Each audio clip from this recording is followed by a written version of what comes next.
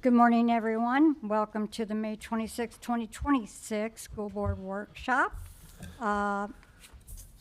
The first thing on the agenda is that we did amend just to add the presentation for the strategic planning and some other documents. As we build that, it gets changed, so there's going to always be an amendment to that as we go through this process. First up, we have 0 public commenters, by the way. And first up, we have the Citizens Financial Audit Committee update. Mr. Kennedy is our liaison for that. So I will turn it over to you to introduce your team.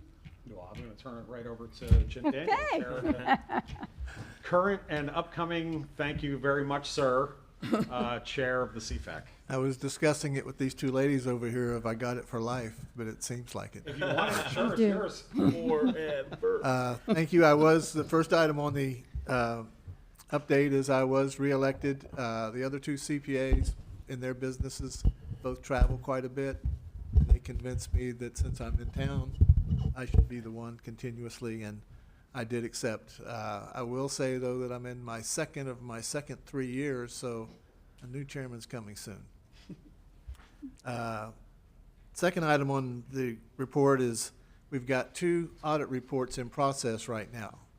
It started up with RSM. They were identified as the highest priority on the 5-year risk assessment that was performed. The first one is payroll benefits. At the meeting, both of these, they had samples out, they had questions out, they did not have any results for us yet. The other one is the maintenance work orders. 2 areas that, again, were identified as a high risk among everything else.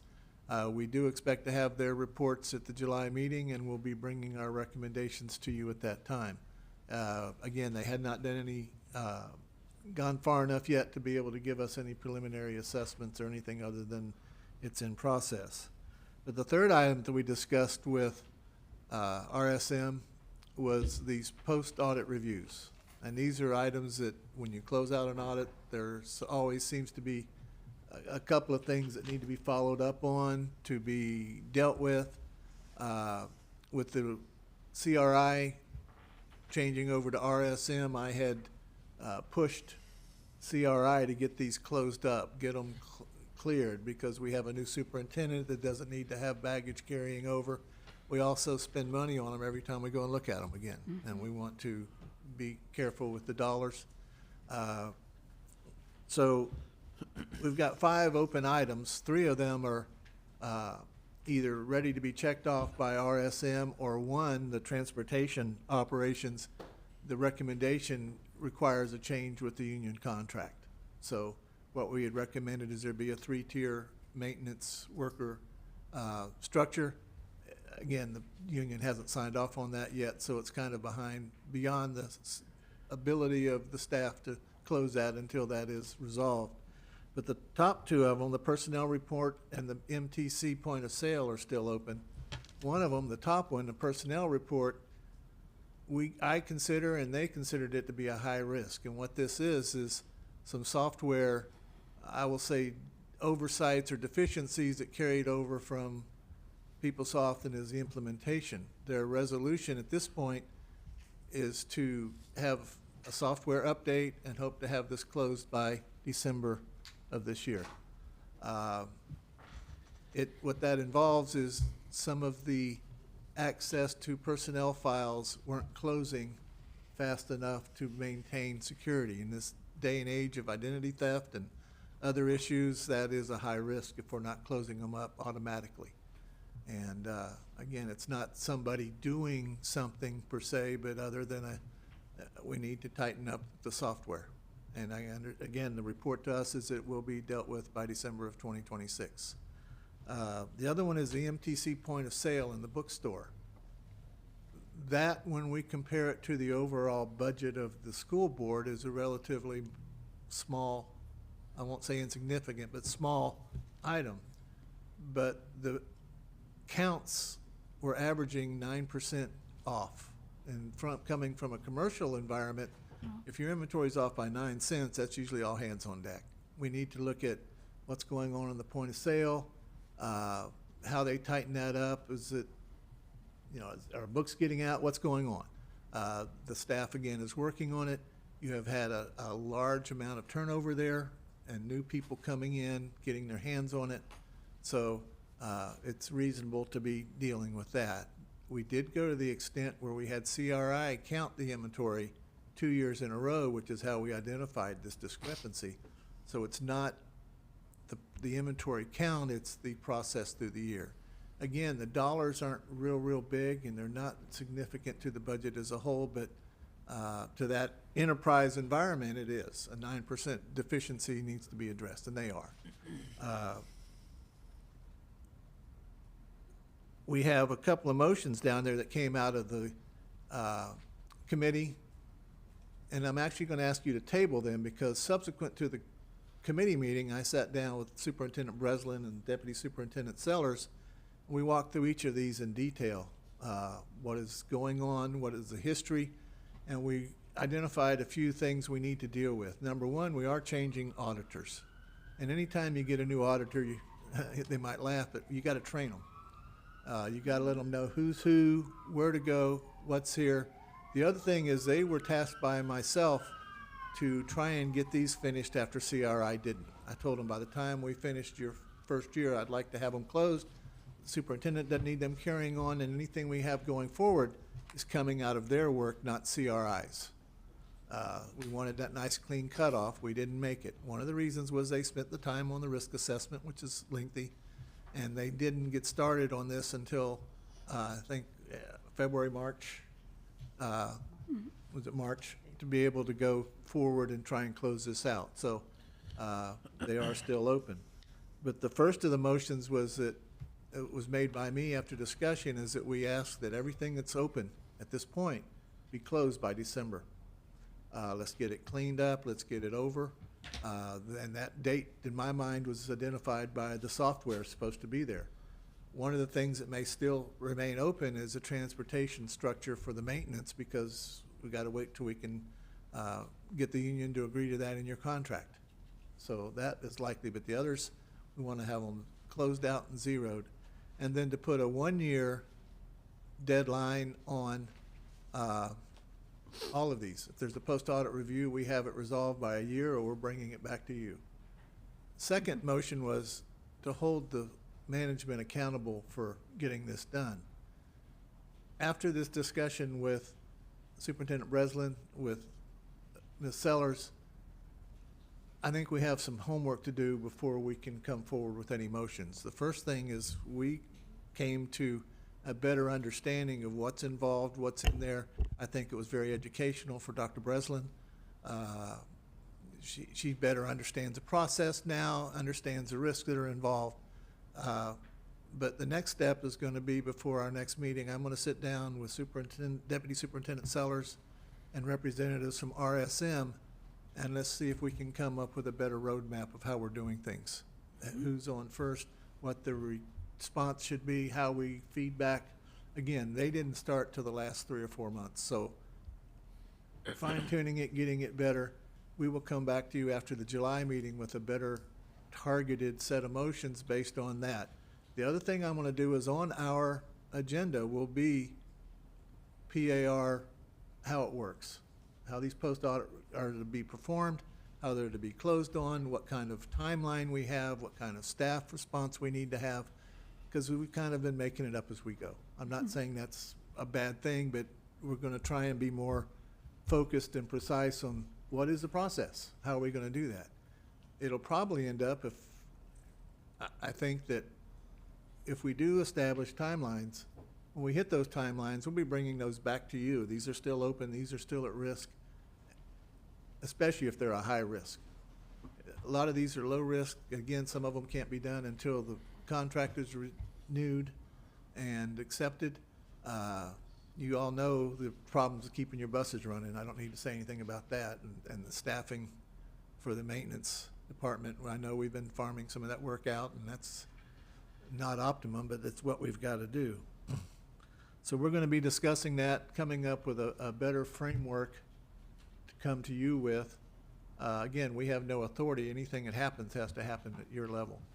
I will want to say I will compliment Dr. Breslin and Ms. Sellers for the time they spent, for the homework especially that Ms. Sellers put into it. She had a lot of detail that brought out timelines, everything else that helped us identify how we need to have a better process, how to have a better result to provide you.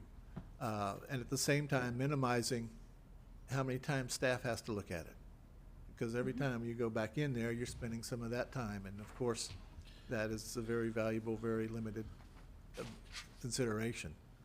So at this point, that's my report. If there's any questions, or Madam Chair? Yeah, I'm going to start. You said there were some open items with CRI, one of them being the maintenance part.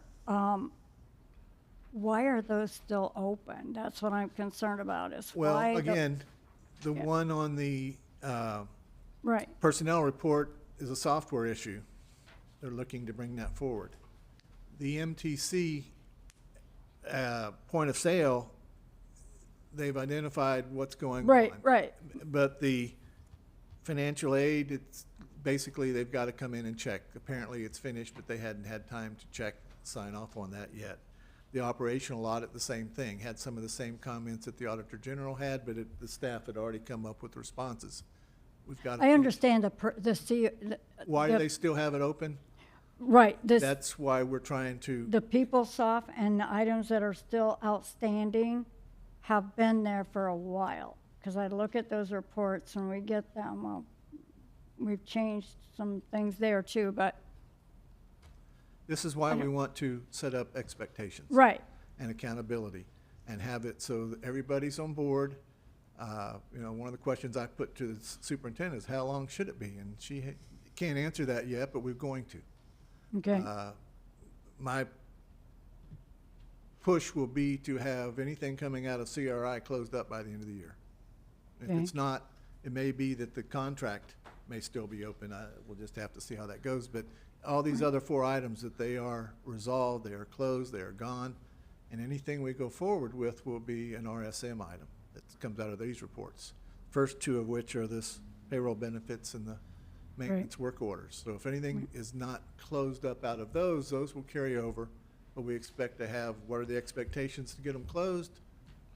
And then report to you if it's not met, so that you can address it.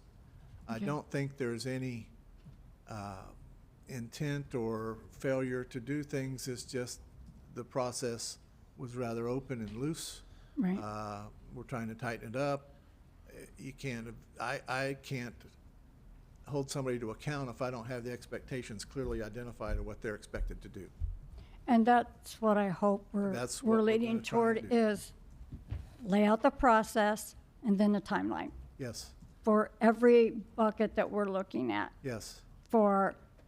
CRI should be done by December 26th is what you're saying, Well, they're not totally. going to do it. RSM's going to close it. Right. Oh, But RSM. the 's good. CRI items were taken over by RSM Okay. on July 1. That's what, because. So CRI's done. They're gone. Right, Uh, okay. they But now left- we're paying- This is what they left, and we're cleaning. Right, they left it, now RSM is gonna clean that up, okay.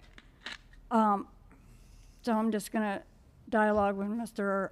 Kennedy real quick here.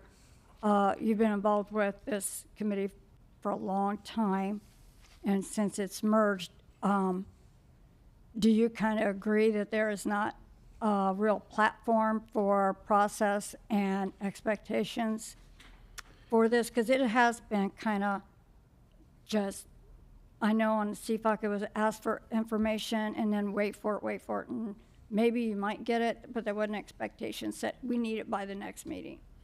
Yeah, no, I haven't heard anything so far that I disagree with. And as I'm sitting here, I would really like for the superintendent and Ms. Sellers to have an opportunity to talk about this. I don't want to go super in the weeds, but the conversation that Mr. Daniel is talking about, I've had as well. Okay. And it was very enlightening to me because, and I understand the CFAC's concern because you're looking at an open audit item that's still sitting there from an old audit.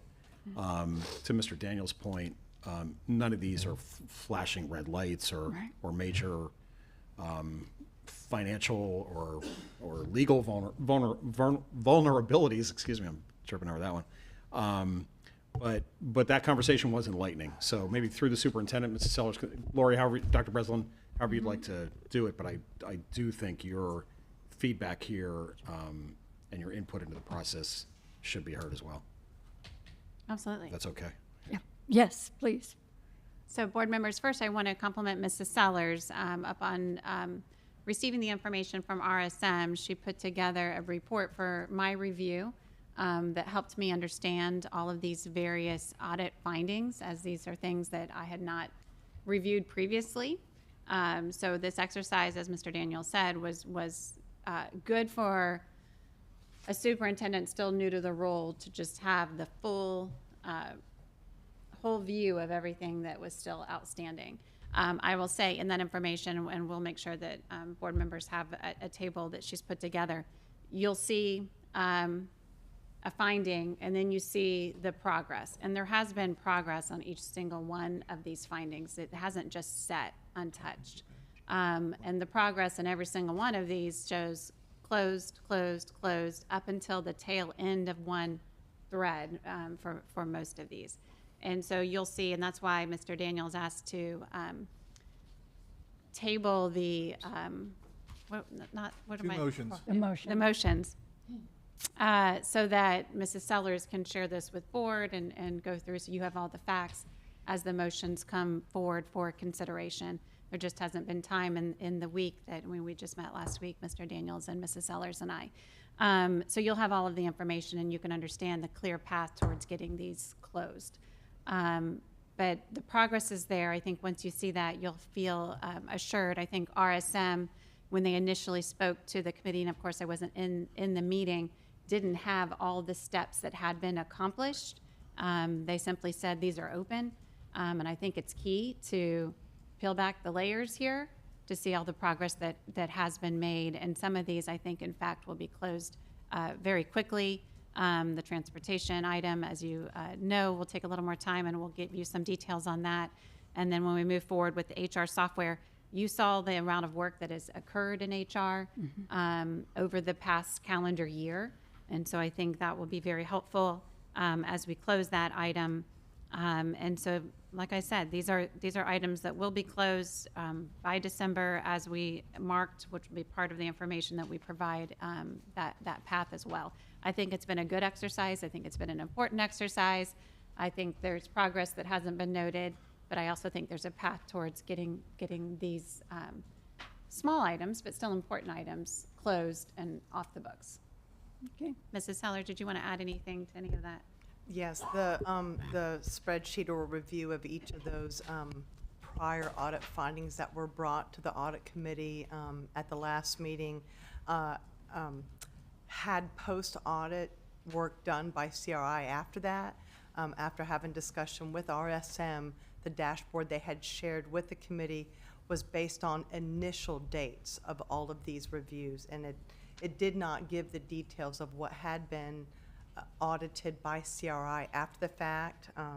In regards to the personnel finding, there were 4 findings, 2 best practices, and when CRI followed up a year and a half later at December of 2022, all of those have been closed, and then they had 2 new observations that they had found and brought forward. So we'll bring that spreadsheet of the timelines where each of those findings are, so that they can establish timelines for the items that are still open, and then they'll be able to bring it back to you. Yeah. Okay, Ms. Bell. Oh, I'm sorry. Go ahead. Go ahead.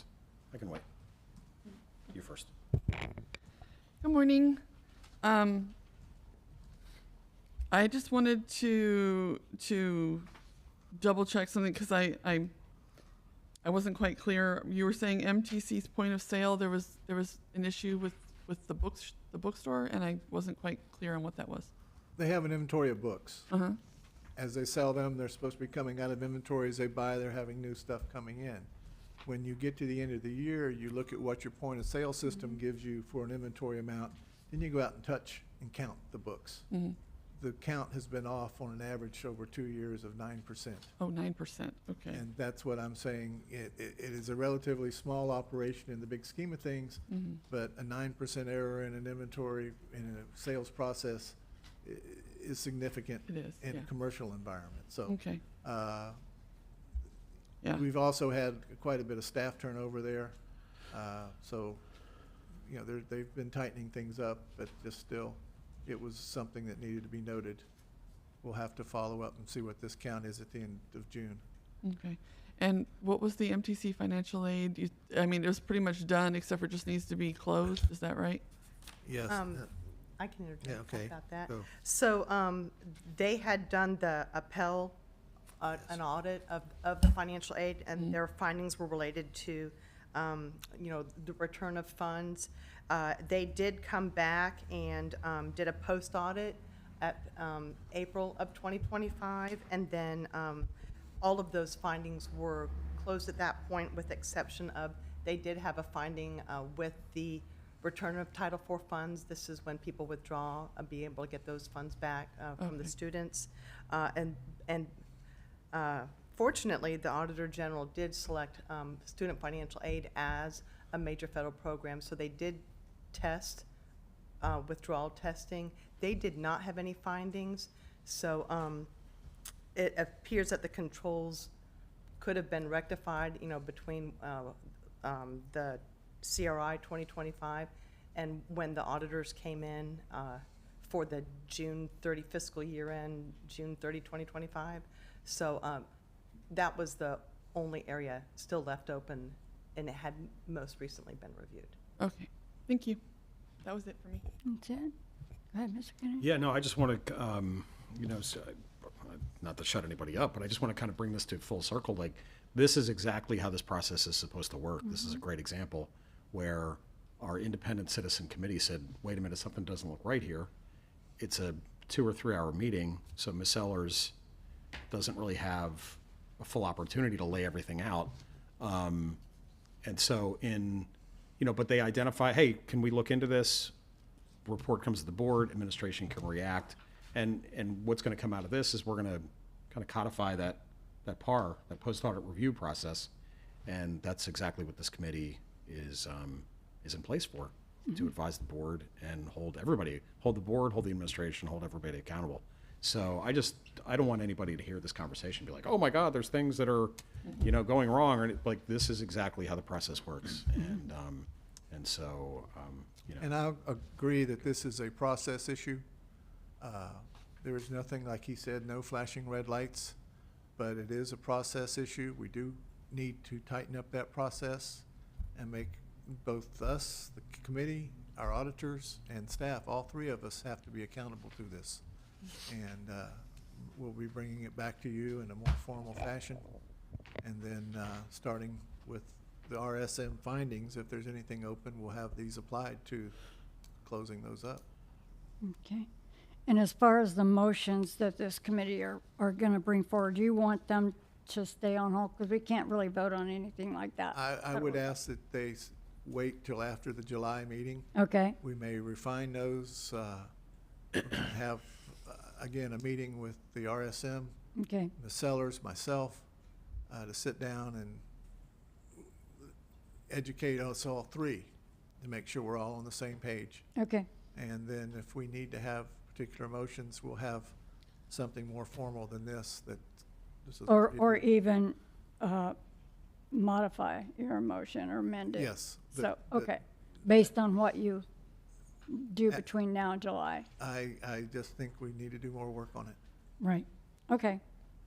Okay, I'm good with that. I think this is exactly what, like Mr. Kennedy said, our community gets together, we meet, they all discover things, and getting all of this done by December, especially those 5, well, one we might not be able to, but the rest of them, we should be able to clean those up. And I can talk about the, the point of sale and the inventory in depth if I wanted to. I was responsible for millions and millions of dollars of inventory, and even if I was off one item, it just bugged me to no end. So it was a process of spot checks. That's what I did. It just spit up an item for me to spot check. I set those up myself, and when that flagged, I would go spot check, compared what the system said to what was on the shelf. And that's probably what we need to do. It's not that hard to do, it's just something you almost can put on your calendar. For every item that you have there, this one's gonna be spot checked during the timeline. Certain amount of things, 10 items, 15 items, but it can be done. I think it's pretty simple. I can offer support on that if I had to, so. Anyway, any other board members have anything else? Oh, Mr. Kennedy, go ahead. Unless somebody else does. No, I just want to just commend Yes. everybody involved in the process. RSM has done it. You guys have read their reports back to us already during this school year. You know, just the way that everybody is working together here has really been exemplary. And I know, you know, Mr. Dye has issued an opinion to the CFAC that, you know, board members can't, well, I don't want to put words in your mouth, but board members can't dialogue, the school board members can't dialogue at a CFAC meeting, but I would like to open that invitation. Maybe not come to everyone, but just come to a CFAC meeting and see it for yourself, or if another board member would like to be the board member who speaks or adds input, and I can sit back and listen. You know, it's just, I mean, the process is working exactly how it should, and all the cogs involved are working really well together. And I have attended it, and I'd say, I agree with you, Mr. Kennedy, every board member should attend at least one Yeah. during a year. Ms. Felton, I was just going to ask when the next one was. July First or second Wednesday of July? July 9th? July 9th, second July. Thursday because of the 4th. Second Thursday. Right. Right, not It's Wednesday. on our, Yeah, I've got it on mine.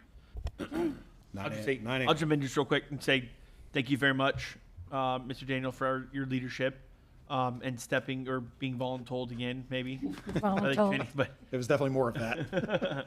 but no, we appreciate all you've done over the years, and will continue to. And I agree. I mean, just this seems like, for several years here we talked about combining the two committees together, and I think this is a good thing, and the way it's going has been great. A lot because of your leadership. So thank you very much. Appreciate it. Sure. appreciate it. Mr. Tatum? Yeah, thank you very much for your work, and I think this is the goal that we were trying to get to when we revised how this all works, and it's more professionalized, and that's not a critique against the way it was before and the people working on it, but it's just more structured and organized, and people who are professionals in this realm are now working on it, and you can see just what you talked about today. There's processes that are being improved, and we have timelines and dates, and so it's all good. So thank you very much. And I just want to say that everybody on that committee has professional backgrounds, and that's why they're serving on that committee. Again, thank you, and thank you to Superintendent Ms. Sellers for being so flexible to work with this committee, because we're gonna get through it. All gonna be good. Okay. Thank you so much. Thank you. Thanks, Jim. All right. The next item on our agenda is the Foster Care Summit presentation. Something that I attended, some board members were there, some were not.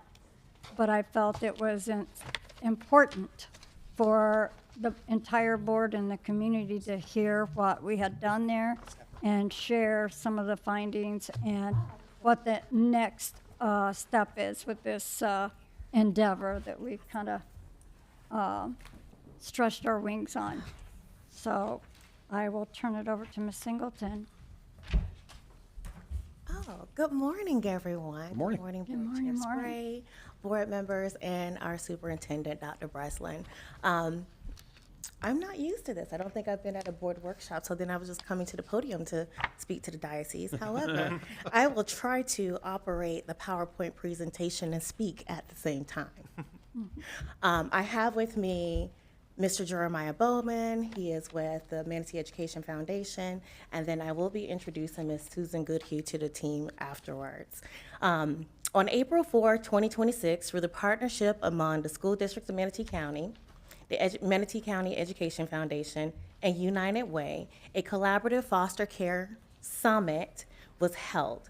The summit brought together our school district, child welfare agencies, and foster parents and community partners to strengthen supports for foster students within the school district of Manatee County. And I'm going to just correction, that was on April 6th. April 6th. Okay, Thank you. that's all right. So strengthening our partnerships were with our Education Foundation and with United Way, and I will allow Mr. Bowman to speak on that a little bit more. Thank you, Ms. Singleton, and thank you, Chair Spray, for the invitation, and Dr. Breslin, board. Thank you for the three of you for actually being at the summit and being to experience that really special day, which was a culmination of many months of work. And it was about a year ago that we were awarded this Community Impact Investment Partner Grant from United Way Suncoast, which is a 3-year grant totaling almost $200,000. And the Manatee Education Foundation is very proud and happy to be the conduit between our nonprofit partners in the school district. And this is one of our exciting new initiatives, and just really thrilled that you all get to hear some more of the progress that the team has been doing. The 3-year program had 2 main goals. One was to provide a dedicated foster care liaison in the school district, which would support all of our foster youth. And goal 2 was to engage all of our foster stakeholders in supporting our foster youth, which is really what would be initiated by the Education Foundation along with the foster youth team and Ms. Singleton. So really kudos to the team for their incredible hard work so far in the school district. I really enjoy meeting with them and learning about all the great things they're doing. We had 25 community partners from across the county that were at the Foster Youth Summit, over 70 people, all that got to share really valuable information about how they can support our foster youth. So I'm going to leave it there and excited to turn it over to Miss Susan Goodhue, and I think Latrina is going to tell you a little bit more about her. So Susan Goodhue is our school district of Manatee County foster liaison. One of the things that I learned when I stepped into that position for a period of time after we had some transition happening is the importance of having a designated contact for our district, because if you think about it, our foster care youth is a very transient, mobile population. So between us having the MDT meetings, our SM meetings, getting the information and transcripts in regards to our students, having a designated contact person to assist to navigate the waters of them coming into our district, being placed appropriately was necessary. So that's why we ended up hiring Ms. Goodhue, and she told me today, April 29th was her very first day with the district. September 29th? Oh, I'm just all lost in my head of dates.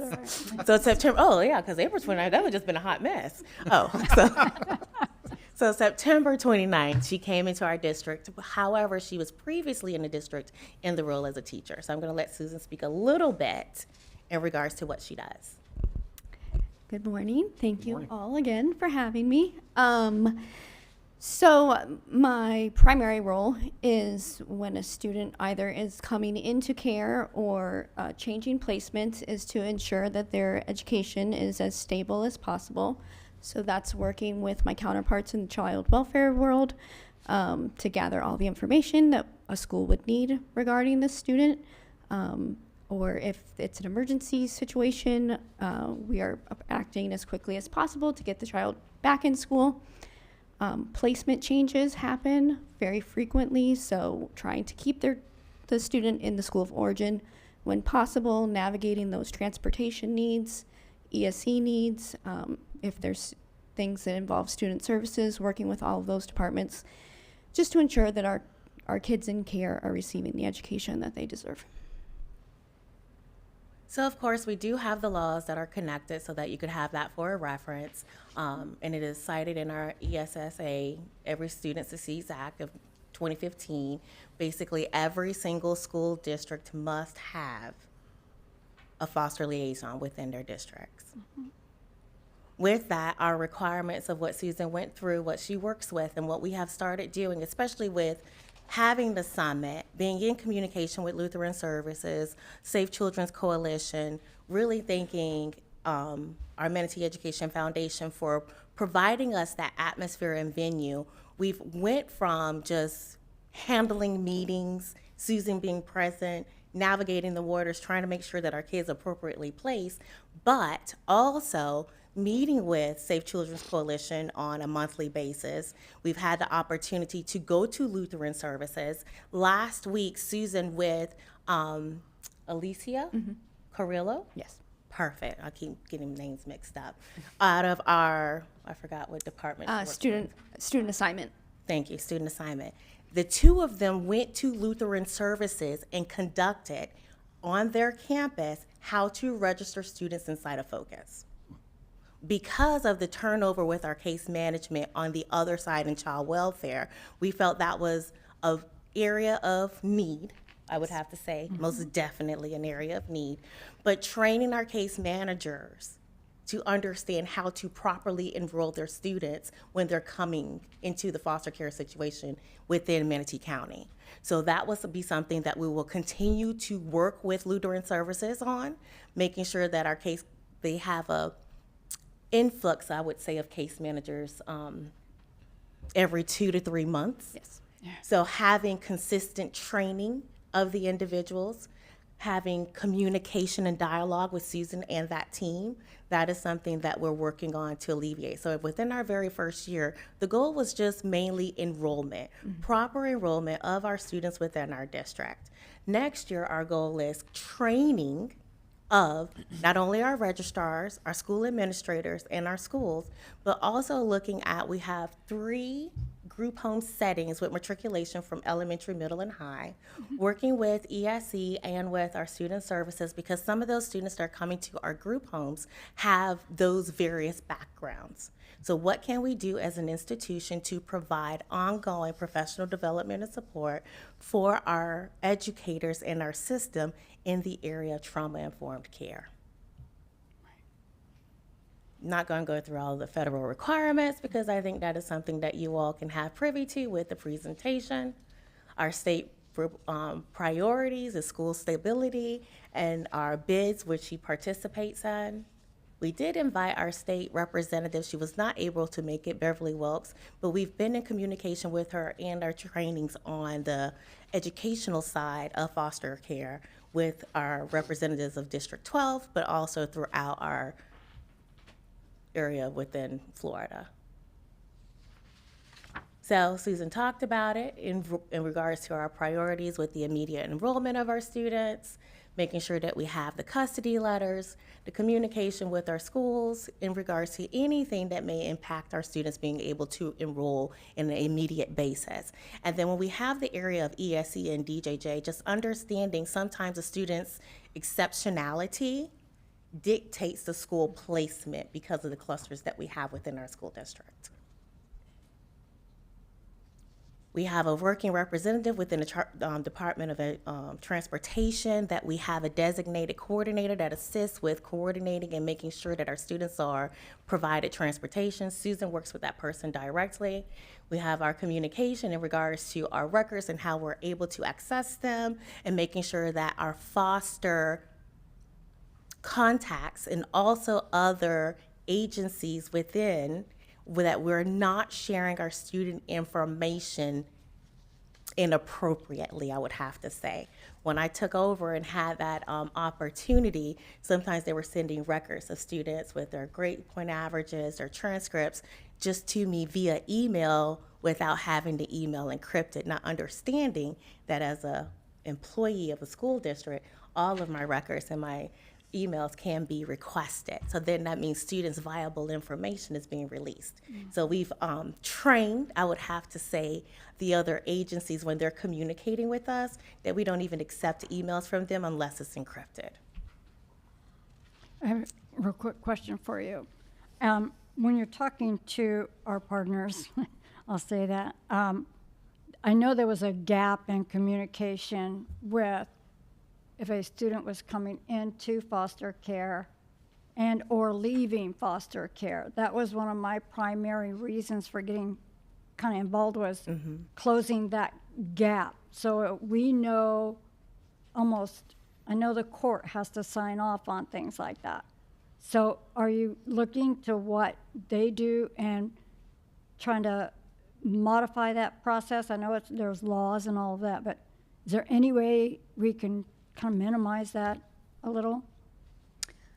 So I actually met with SCC this morning, Safe Children Coalition, and we were going through the students who are listed in care and effectively comparing, okay, you know, is this child still in care, and to clean up things on the focus side, and then she can do what she needs to do on their end.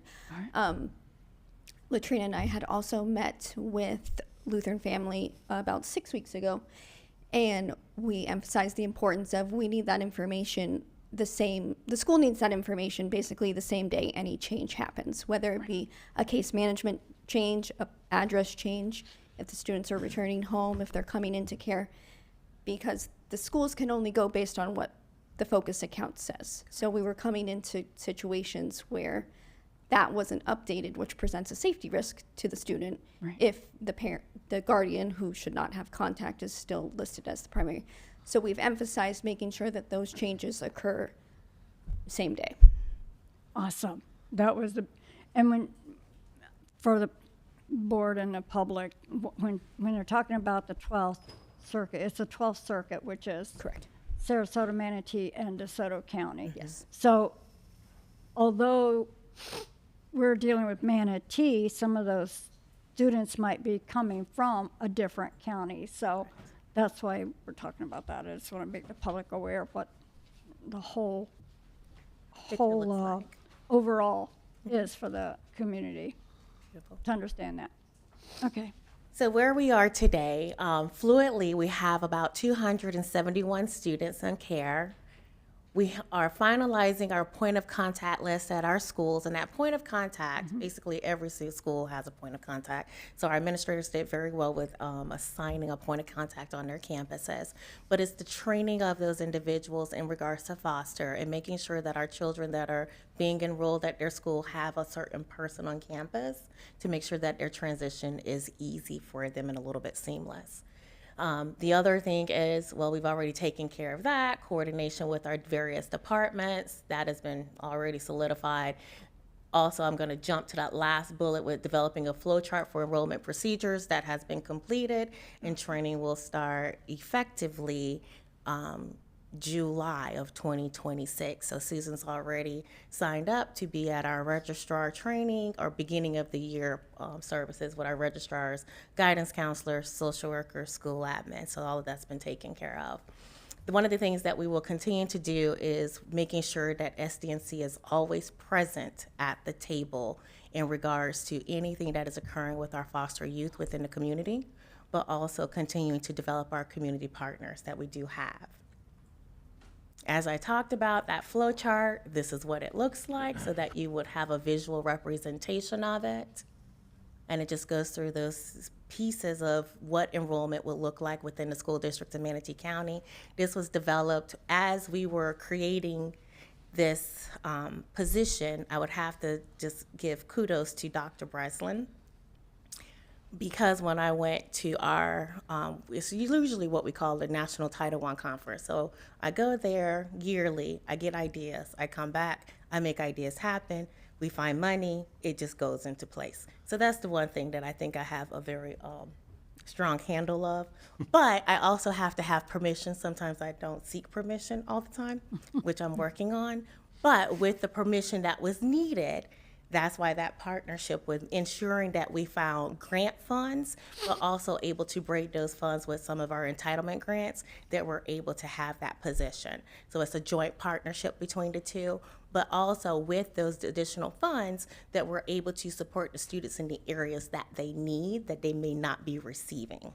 So I would have to say, sometimes when you have leaders that are there and they understand that there is passion, there is a need, and then how do we coordinate that and create it for our students? Because this was a population of children, I would say we paid attention to. I remember as being a building leader and a principal, like I was at a school that I always had foster children coming in. I knew who my group home mother was, you know, having that information and being able to sit down. But not everyone has that same experience or understanding how to really comprehend and navigate. But now, we're creating a system. But with this enrollment procedures, that was coordinated through our student information system. I would have to say that Stephanie Zonta, one of our state Report specialist. report specialists. We had our ESE department with Ms. Mayo, our associate director. We had one of our coordinator for our social workers. I'm trying to make sure I don't forget people. Well, that was done interdepartmentally to make sure that we were following not only the enrollment procedures of the district, but also in regards to every aspect of our students. So our priorities, I think we have discussed, we've established, we're continuing to move forward, and we're going to make sure that we're taking care of the students that we have. Our community resource bank, one of the things that Jeremiah came up with that was a brilliant idea was that every single agency that was there was able to not only leave their business cards, but to connect with one another, to have conversations, but also create a resource bank that we're able to tap into and be able to navigate and be able to understand how to support one another. Like we told everyone at that agency, we are educators, so we understand how to educate people, not only children, but people, because sometimes people have to be educated. But the other thing is understanding what resources that are really out there, because sometimes that community is having conversations, but they're not always connected. So we want to make sure that we can start being at that table to assist with being, I would say, like a little glue, just a little adhesive at that point in time. So we thank you all for joining us and allowing us to be here and be present. And are there any questions? I just want to make comments. That's one of the reasons why I didn't spearhead this totally, but I sure put I lit the fire. I'll say that. And that was one of the things I said at my closing comments, was to bring this summit together. What the purpose was to bring all the different agencies into one room, share what they do, so we're not duplicating services for the same student. And I think that's what what Ms. Goodhue's going to do, is look at that and see, okay, this student needs additional support with clothing, behavioral, dental, whatever, to make sure that that student's getting that need.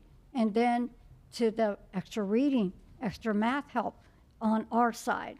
So it's holistically a wonderful thing, and you've done a lot since the summit, from what I can see here, and I'm so proud of everybody and the work that they've put into that, and the partnerships that we have with everybody, the United Way, Sun, COSA, MEF, and our district is what makes things work. And I think it's just going to be a wonderful thing, because it was kind of like a little just floated out there, and there wasn't a whole lot of attention to that. 270 some students today, but how many have we had in the past? How many We've have been we up to 732, I think. Right. I last year. remember We've had seeing a huge number in the past, and I'm like, wow, that's astonishing that we have that many students and we don't really have a solid plan of who manages those students. So it was one of the things that I committed to doing when I first got on this board, was to focus on these foster kids. And we had a liaison then, and since left, and it was just kind of, again, just out there. So thank you to all of you for everything that you did for this, because I think it's going to be a wonderful thing. And I think the foster children are going to benefit, and so are the foster parents and group homes. And even, DCF and all of that. All of us working together in tandem is just going to help these kids succeed. So thank you. Thank you. Mr. Kennedy? Thank you. Yeah, I appreciate the superintendent bringing this to a workshop, because I did miss the big meeting in Lakewood Ranch because I put it on the wrong Monday in my calendar. And so I saw a Facebook post from the district. I'm like, oh my God, that was today. So I really appreciate April 4th, this. It was April 6th, so hey, dates. We're both having trouble with dates. So I really appreciate this update. And Mrs. Spray, I know you've been working on this for a long time, and this is so personal to you, and I appreciate you pushing this because I've worked in schools for a long time, and this was frankly kind of a blind spot to me. really up until right now. I've learned a lot just in this short time. And the way that it hit my radar, and I even knew about the summit, was that a foster parent came to me and had a specific issue with one of their foster children, which I brought to Dr. Breslin, and Dr. Breslin was on it immediately. So Dr. Breslin, thank you for your quick action on it. And I guess I have some questions about that, but I'll ask Dr. Breslin after, because if I start talking about it, it will begin to identify certain kids. So, but I guess my first question would be, you guys are on the front lines of this, and we obviously would work this through the superintendent, but I just want to make sure you feel like you have an open atmosphere. If there's a policy shortcoming somewhere or something that we as a board could be empowered to change to make your lives easier, please. I mean, Latrina, you're Don't already out there worry, I'm doing stuff. already working on You're- it because you don't have a board policy in regards to our foster youth. So that is something that is on my. We have talked about that. Yeah, too. it's already on my radar, so that'll be probably coming to you. I won't say August as I'm our grant applications just opened up, Yeah, but but it's in process. you will have a policy, I would say, by the fall. Okay, Right. excellent. I do have And I already two. have samples from other districts. Oh, Right. okay, great. She's on it. Is there, just to kind of like, micro level questions, I guess I'd asked, is there, you're talking about, each school has one point of contact when it comes to foster youth. Are they mostly registrars, I would imagine? It's been a mix. It's been a guidance counselor. It's been a student support specialist. It's been whoever the administration has identified as that person. So what happens when I send the enrollment letter is I include that person on the enrollment email along with registrar, administration. I've started to include the school social worker. If ESE is involved, whoever the ESE specialist, and it's kind of tailored to whatever that student's need is. Okay. Well, that would cover what I was thinking. Like, if that first piece of communication is going to everybody involved, then that hopefully should cover any communication gaps that might happen. Because it just seems like the registrar has, the access to educational records, the enrollment, piece, and things like that. Thank you, because it's good to hear that. My other question is, I guess, a little more specific, and it's about kids whose placement gets changed. And so, if a child, let's say, is at a school in West Bradenton, and then their placement changes to Lakewood Ranch, just to use as an example, the district will actually transport the student from Lakewood Ranch, their new placement, continue back to their school in West Bradenton? They will, and that was something that came up quite a bit in the beginning of my position, and we've kind of taken that as a case-by-case scenario because there's some kids, a 5-year-old doesn't need to be on the bus for 2.5 hours before their school day and 2.5 hours past their school day, which can sometimes be what the route is. So determining, is that in that child's best interest, or does it make more sense to go to their zone school? If it's an older student and we're in the last few weeks of school and they're in high school, well, yes, let's transport look them, at that. Let's make it happen. Yeah. Okay. I'm just curious, roughly, how often does that happen where, you already mentioned placements change a lot. A lot. So more than half changing schools during the school year? Yes.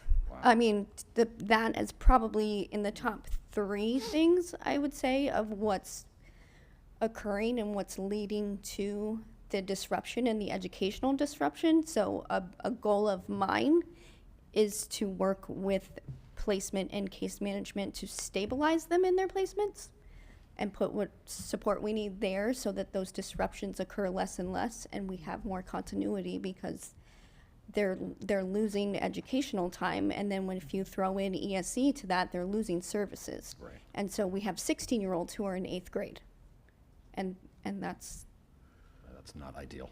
no. And we've had situations like that when a child is north of the river, and then one of the placements was probably on your east end, and then having that communication and working with, like, we've had those meetings where we're at the table, transportation's at the table, the foster parent is at the table, school administration is at the table, and having those conversations, because of, especially when they're ESE and they're at a specific unit, then making sure that what is occurring, but then really educating everyone at that point in time that are at the table also, because transportation does a lot to make sure that they're following the law and ensuring that our students are being transported. But on their end, it is a lot of re-coordinating their routes, how it looks. And so one of them, I think it was our second grader, and she was on the bus at 6 a.m. to get to an elementary school. And then on the bus later, like getting out of school at 3:30, but not getting to her house between 5:30 and 6 o'clock. Is that the best thing for this child? But then it was like she had been at that school her entire career, doing well with that teacher and that administration. But then some behavior started happening because of being taken away from her family, because of that long transportation. So really having honest conversations with one another, because then it's what is in the best interest of the child, but not moving so quickly, because if the child's behavior becomes very disruptive at that house, sometimes they're removed from the house and taken to another house. So then it's just like, and that's why Susan said it's always case by case. We've had a senior, he wanted to graduate from a West Campus school, and guess what? He graduated from that West Campus school. So, and I think, you know, like when you're looking at the law, you're looking at our responsibilities, that's when we do have to sit down and have conversations and be very transparent with one another to make sure that we are taking care of the kids. Okay, yeah, thank you both. I really appreciate this presentation. And real quick, acronym question on your, the enrollment slide. What is BID? Best interest determination. Yeah, okay, thank you. Thank you, Madam Chair. Sure, Thank you both. and to her point, it's so fluid. If you move a student from one campus to another, it could be because of the safety factor from the home that they were taken from. Sure. And then to the teen you're referring to, sometimes teens, in my conversations with individuals, want to get out of that school because they know the environment they live and they want a new start, a fresh start. And sometimes that's all it takes is a fresh start. And that's what my goal is, to give these kids a fresh start. And I think that's what we're heading towards. And there is also touch points with SROs and guardians with the Growing Oaks initiative that I'm kind of on that board that we do. So they all check and say, hey, how's it going? And going okay in math or English, whatever. So they do have that opportunity as well as student does. So it's an option. So it's all good stuff. I'm proud of it, and I'm proud of the team. Yeah. Thank you.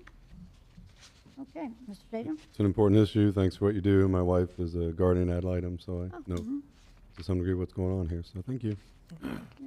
Madam Chair, if I Sure. may quickly, I just want to thank the team, Manatee Education Foundation, especially Mr. Bowman here, who from the beginning worked with the team to help find funding. Of course, United Way, great partners who continue to assist.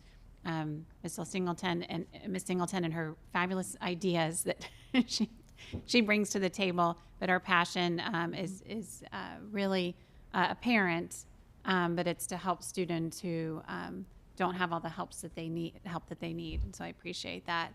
And then Susan, just coming into the team without pausing for a second to address these really difficult challenges that our community has felt for some time and that we're solving in the school district and partnering with our community. So thank you all. Thank you. Very good. All right, perfect. Yeah, Madam Chair, thank you for your leadership from the board. And the three of you are doing it on the ground, and you've all been in schools before. So you've lived it and worked it, so thank you all. Thank you so much. All right. Item 4.3 on the agenda is AI, technology. So I'm guessing that is going to be Mr. Jensen and Mr. Hanson. So board, if you would use Granicus to raise your hand up if you have Sorry. questions Yeah, during I the have not been- presentation. Sorry. That's all right. So Madam Chair and board members, a request from the board was to bring forth how we are addressing artificial intelligence. So thank you, Mr. Hanson, who's really been leading the way in our state with how we address AI in our public education system. And of course, I think there will be a need for additional updates as we move forward, as this is so rapidly changing, as you'll see by the presentation.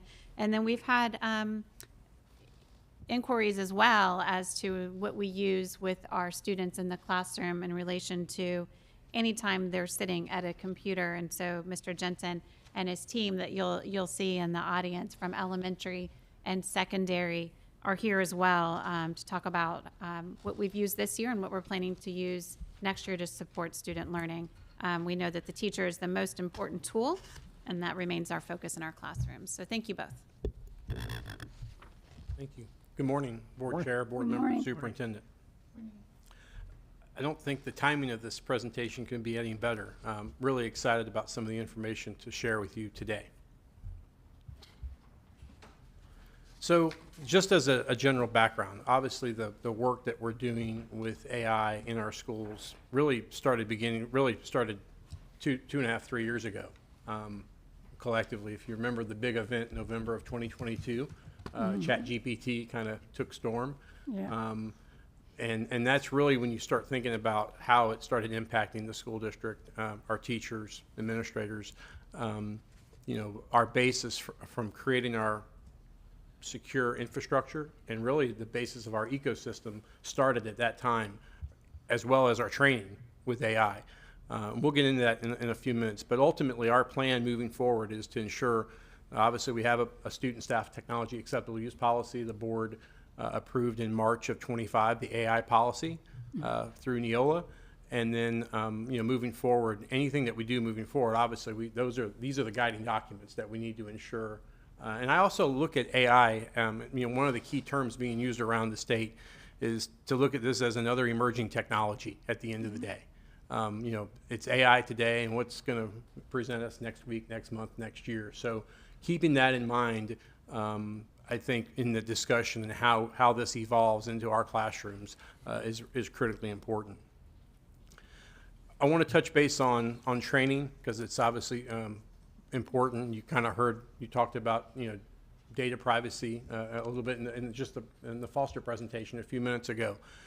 So annual security awareness compliance training, which I know all of our users always get excited about each year. It's about 30 minutes a year, part of the compliance training. We start that training actually in spring break for the next year. It's a good time to kind of close out the prior year, and then as new staff members come on board just after spring break, we hire between spring break and the end of the school year, there's a little lull there, so it's a good timing to start the new 26-27 coursework.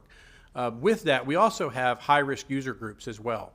High-risk user groups are, examples are principals, assistant principals, registrars, district staff in all of our core areas, finance, HR, IT. They also take additional courses in two different sessions, session A and session B. And going back to 24-26, we started introducing AI training sessions as part of that required training for the roles that they have. So just that foundation has been going on for the last couple of years, that education piece. Our AI district ecosystem that we're going to kind of talk about today, currently today, the resources that are available to our staff are both agnostic. We have the Microsoft ecosystem and the Google ecosystem that's available to our staff. And we haven't pushed either one at the end of the day. We've just created a secure foundation ultimately and some very basic tools, whether those are integrated in Microsoft Word or PowerPoint, email, those types of tools are available to them. And then more recently, as we prepare and for this announcement and what we're going to share here in a few slides, Gemini Pro and Notebook LM, and we'll kind of talk about those here in a few minutes. But our students today do not have access internally in our ecosystem to those two products. They are turned off as of right now. And when you match us up with the state, and we just had a conversation with 6 other districts, and I'll go into that in a little bit more detail in a few minutes, but we're kind of outside of a handful of districts. We're right with the rest of the state of Florida and school systems about staff and student access. But we're getting ready to kind of embark on this journey, if you will, that I think is exciting, but very important that we're following our policies student code of conduct, our acceptable use policies, et cetera. So you're going to see a number of things come out as we get closer to July, moving forward, and then creating some opportunities for our teachers as well. We know at the end of the day, our teachers have been dealing with this for the better part of 3 or 4 years now, right? At the end of the day, we know that. We know our students are using it. We know our staff are using it. But, you know, a good temperature check is I feel very comfortable where we're at and the work that we've done to date to create our infrastructure and our secure foundation kind of postures us very well for moving forward. So I'm only going to specifically talk about the Google Education Platform for a moment. You'll see why here in just a few minutes. A few things. This is not the consumer product of Google or Microsoft. This is the educational workspace. So we have basically a tenant within our Google ecosystem. It's Google for Education. They do not use our data for advertising. Our data is never shared to train external different AI models as we move forward, currently or moving forward. And we own and control our data that's part of that ecosystem. Very different topic when you go outside our user account information, our infrastructure, and you go into the consumer space. Right. But focusing what we're going to bring forward, moving forward with district type pilots and hopefully into our classrooms in the near future over the course of the next year or two will ultimately be all within this Google workspace. So I wanted to point that out. And then ultimately, as I mentioned before, policies 03 and 08, the two guiding policies for students, obviously, and our staff policy as well. At the end of the day, you know, plagiarism, AI plagiarism, or those are all in ethical use, are already part of our policies today. So everything that we do as an instructional unit and a technology supporting our instructional team will be guided by those principles. And then ultimately, just as our policy states, requires prior teacher consent for permitted student AI use moving forward. The CIPA compliance is just the Children's Internet Protection Act that we're governed by, and ultimately limits expectations of privacy as it relates to our board policies. I'm sorry. Yes. Go ahead. Real quick, one of the things, I was the latest one to be in the classroom of the teachers up here, and discovered ChatGPT in my students, you know, as an English teacher, and them writing essays. Sure.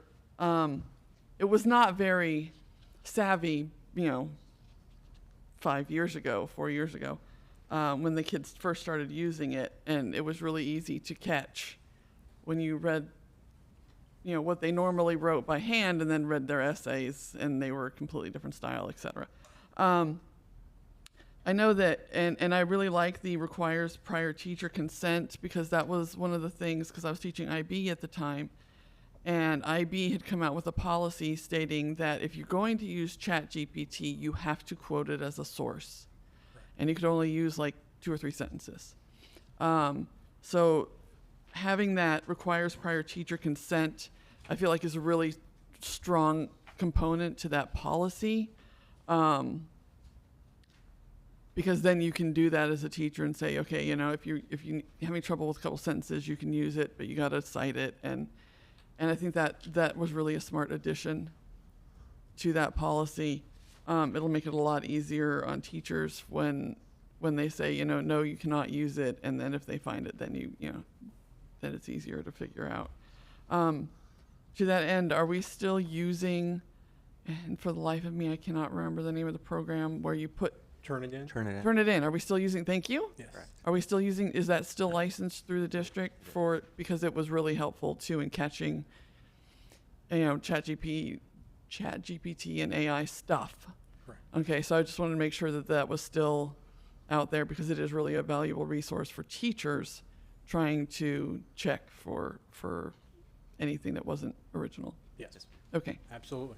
great, Yep. awesome, thank you. Sure. Anyone So, else? oh, sorry. Good. Okay. So this next slide is it really kind of, you take a look at this, and again, depending on the sources you use, and I provided a couple there. You know, different sources have some of these technologies a couple years earlier or later, but you know, the time required to reach 50 million users. I found this fascinating. We had received some Google training over the last 6 months, 3 different sessions. And from that slide, I added a few more of the technologies here. But when you look at what we're up against, and when you kind of take a step back and look at 68 years to reach 50 million users on airplanes, and then you go down this list. I'm not going to go to each one of them. And then you go to Gen AI in 25 days. And the evolution of just the various technologies is pretty overwhelming when you think about it, what we're up against moving forward. But I thought it was an interesting slide to provide for today, just as a point of reference. So, empowering our staff through smart technology, and inevitably, the most important thing here is we want to make sure we create a framework or an ecosystem for our staff, both instructionally and operationally, and then ultimately create an opportunity for students where it makes sense in the classroom. And what better place for our students to learn about responsible use, ethical use than here in our schools moving forward. And I think that's the approach that we're taking. This timeline here talks about our district rollout. Back in the fall, we had an opportunity to bring Google in to speak with our IT team and really start creating some foundations of success from a secure standpoint, talking about data, and really just informational. And then I thought it was so important, I asked Dr. Breslin, Mr. Jensen, if we could do the same presentation to our executive leadership team. And so we brought them in, and they were, I don't want to speak for Mr. Jensen, but it was an enlightening, but man, our leadership team really took to it and really started generating lots of different ideas. And then out of that, myself and Mr. Jensen continued the conversations, and I know he had conversations with his instructional team. And then from there, in February, we brought in with our principals and did the same presentation with them as well. So kind of creating the groundwork or the roadmap moving forward for kind of the energy and some of the things we're going to talk about here in just a moment. This phased approach, and one of the ideas that Mr. Jensen had, is how we could utilize Google Notebook LM. And to your point, Ms. Felton, about using resources and different things. And Notebook LM is an incredible resource where you basically just take existing sources, known good sources, right? You put them in basically a repository. And one of the ideas that we're going to launch here in the summer and fall is a universal policy and procedure assistant for leadership. And then obviously that could potentially expand beyond that. But basically we take our school board policies, our employee handbooks, procedures, and if you think about all the things that change every week, every month, every year, from year to year, and you think of the new principal that comes on board or a new staff member that comes here, and all the important things that happen that we build on every day, every week, every month, this repository will allow our leadership team members, in just one example, to go in, ask questions of known good sources that we have access to, and then be able to receive that input and those answers very quickly back. So a very positive approach moving forward. So we've that work that I talked about early in the presentation, creating those opportunities for the infrastructure and the ecosystem. We're going to see those benefits with the idea that Mr. Jensen had with the Universal Policy Assistant. We did have a presentation, and I think a couple of you were at FSBA. Several of us were in that presentation about how to use the notebook component, and it was very interesting. I mean, I got a lot out of it. I don't know about the. Yeah, I was going to mention that same thing. Was I believe it was Thomas from Citrus County was talking, and our FSBA last fall, or excuse me, in December, was all about AI and the use and the policies, etc. Right. So I love that we're addressing it and looking into it. I know we were at, and I believe Mr. Tim, you may have been there too, in St. Pete for the consortium with the Central Florida's, and I know you were there, yes. Mr. Hanson, as we sat and talked about some of the stuff and what Miami-Dade was doing with their handbook, and very similar to right here, the phase 2 with the Notebook LM. So whether we disagree or not with AI, like, it's here. So we've got to, we should be the one, you said it, we should be the catalyst to be able to teach our students the right way, the ethical way to use AI, because it's here and it's going to be a tool that's going to be used. And so I want to make sure our kids know how to use it properly. So I'm excited. Well, yeah, use it properly is the key right there. I just don't want the malicious side of AI. We know that it's out there. And when you're talking about our policies, so you're going through what we have now, I'm guessing, and looking at what other districts, like Mr. Cho, at that meeting, that was a wonderful example of what they're doing with it. And a lot of districts don't want to embrace it. They want to ignore it, but you can't. That's like taking a dial phone to a digital, from a digital to a cell. You got to adapt as technology progresses. So Neola and all of them are in line with what the policies are written in other districts. Am I correct in that assumption, or are we having to reinvent that, or actually invent that? No, I think we have a really good start. We added some additional content to our Neola policy, Right. And I think it's gonna change over time. I think the important thing is to be flexible as we kind of look and make sure that ultimately those guiding principles, our student code of conduct, Right. our student progression plan, ultimately, and our other policies. But I think it can potentially change over a period of time as we learn more. It's changing every day, extremely Right, fast. and that's what I want to, that's what I'm trying to get to, I guess, is I know we've changed the policy not long ago, but if something comes down from the state or federal, we need to be on guess. Absolutely, yeah. Yeah. There is one Senate bill Right. that we're tracking. I think it's Right. 482. Yep. So we'll see how that evolves, that legislation. But it's actually going to play into the next couple of slides, Okay. which is kind of important. okay. So it's a great leadway into that. But yeah, the Spark initiative is supporting practical AI for real K-12 classrooms, and this is the part that is really pretty exciting. We've known about this for better half of 3 or 4 months that this was coming, and this was sent out to school districts across the state of Florida. And if districts were interested in taking part of this initiative, which is ultimately part of Impact Florida, University of Florida Computer Science Education Center, or the Everyone Center, and ultimately the Florida K-12 AI Education Task Force, which is ultimately having lots of governance and topics behind the driving force of policy and legislation across the state of Florida for education.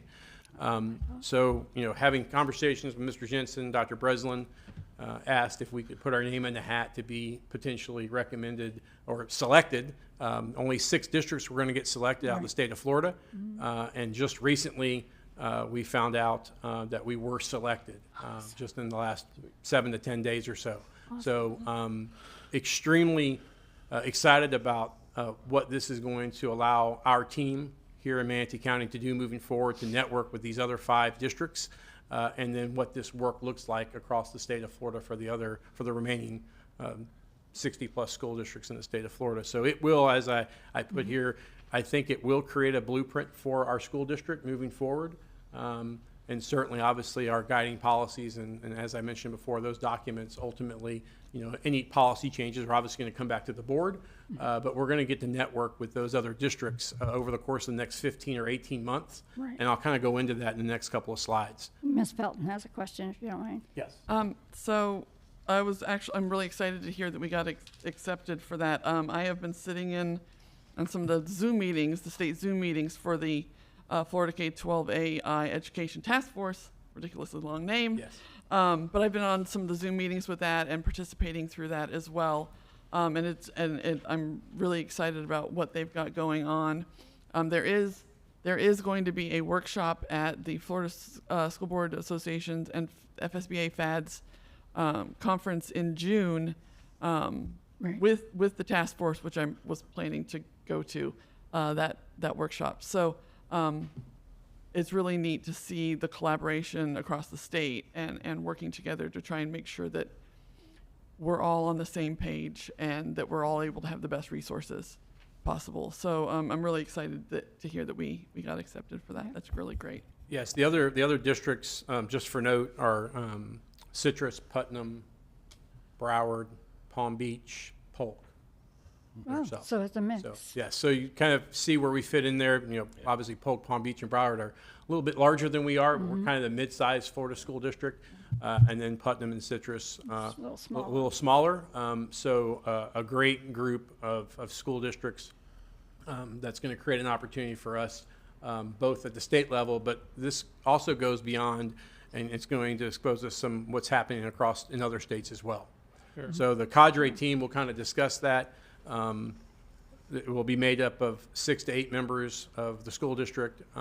Obviously, it'll be myself, Mr. Jensen, one other team member from technology, and the rest of our instructional team from Mr. Jensen's team will be on that cadre. So just really excited about that work with our cadre team, and obviously bringing that back through cabinet, and then obviously keeping the board updated on how this evolves over the next 15 to 18 months. So, It's going to be awesome. so, you know, really, ultimately, what we're going to be doing is, and this slide kind of lays it out for us, is a unified AI ecosystem. So we talked about what we have today, both the resources of Microsoft as well as the Google platform that will be available to our staff or are available today, and then how that will lead into in the coming months and upcoming year and the following year, hopefully, as we pick out these pilots. So ultimately, we're going to create here in the coming days, week or so, we'll get the AI readiness assessment. We'll complete that, submit that back to Impact Florida and UF.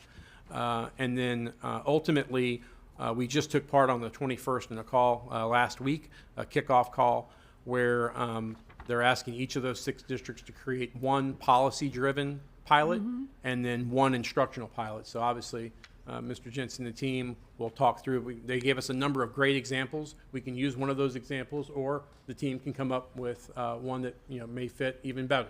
So we'll pick those out. You're not really limited on the number of pilots you can do, but the whole idea is to provide that in conjunction with the other school districts, and then we'll start networking with them, and you'll see what that approach is. And then ultimately, we want to make sure we talked about the governance piece. Refine district AI policies, whether it's happening locally or at the state level, and we'll see how that Senate bill evolves, I guess, here shortly or soon. And then ultimately making sure that, again, data privacy and academic integrity are part of that.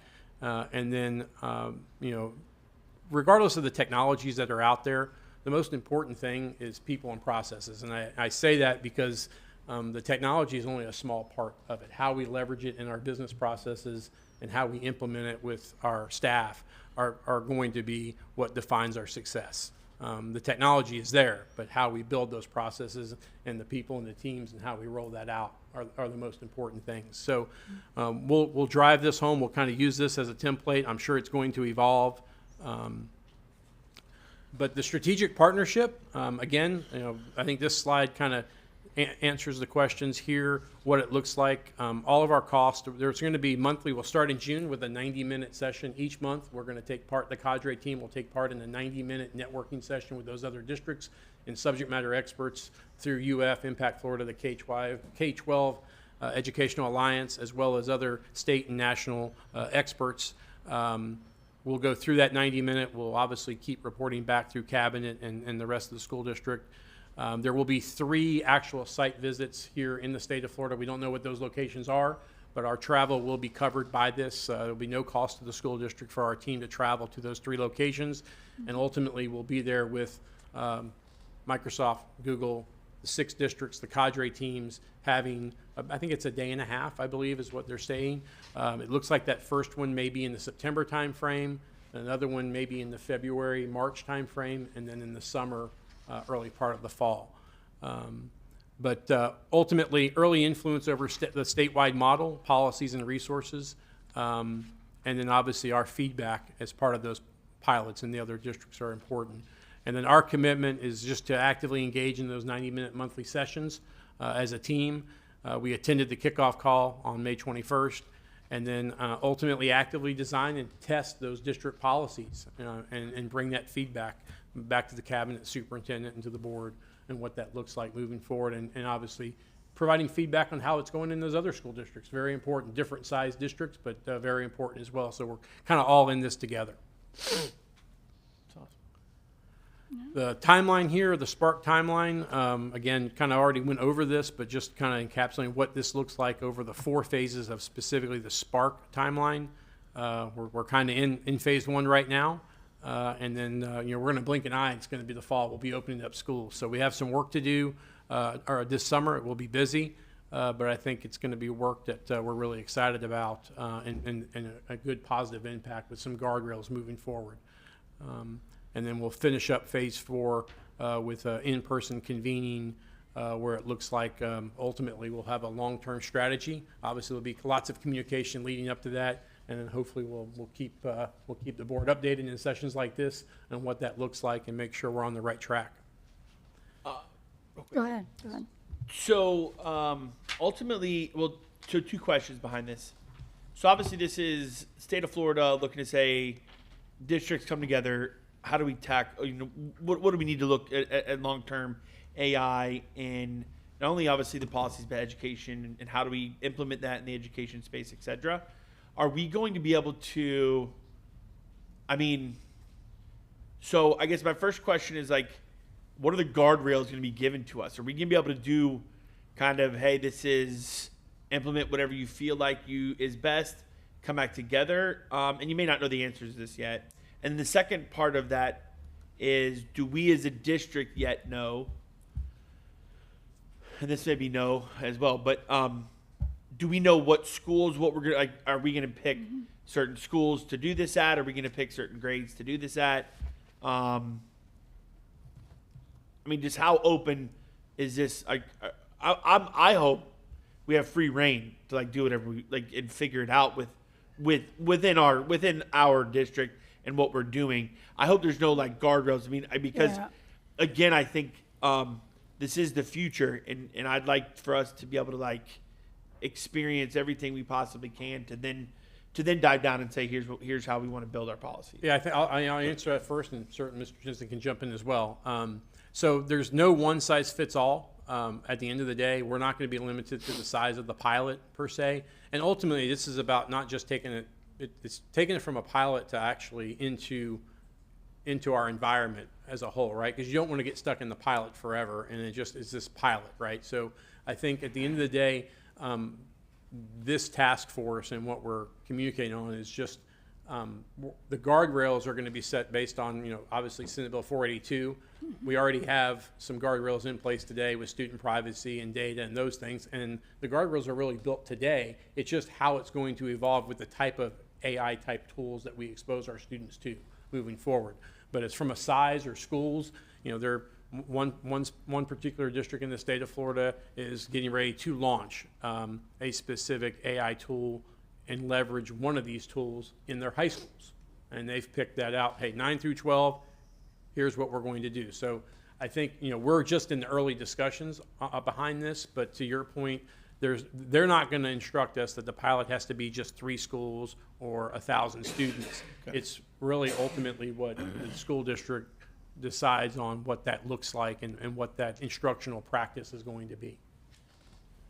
I echo what Mr. Hansen said. It's all about, I think, a responsible implementation. So it's, building capacity in our school leaders, building capacity in our teachers, identifying what tools are helpful to our teachers and students, what tools will give them the highest ROI and empower them to be even more, to use their classroom time more strongly to support student achievement, I would say. So I think it's us participating in this cohort to identify, what makes the most sense as a next step for the school district of Manatee County, and then working with you board members to take the next steps on the AI journey. And again, putting helpful tools in the hands of our teachers and students so that it builds responsible usage of these tools and, again, empowers their work. Like I know some of us have already had our work empowered by the use of them.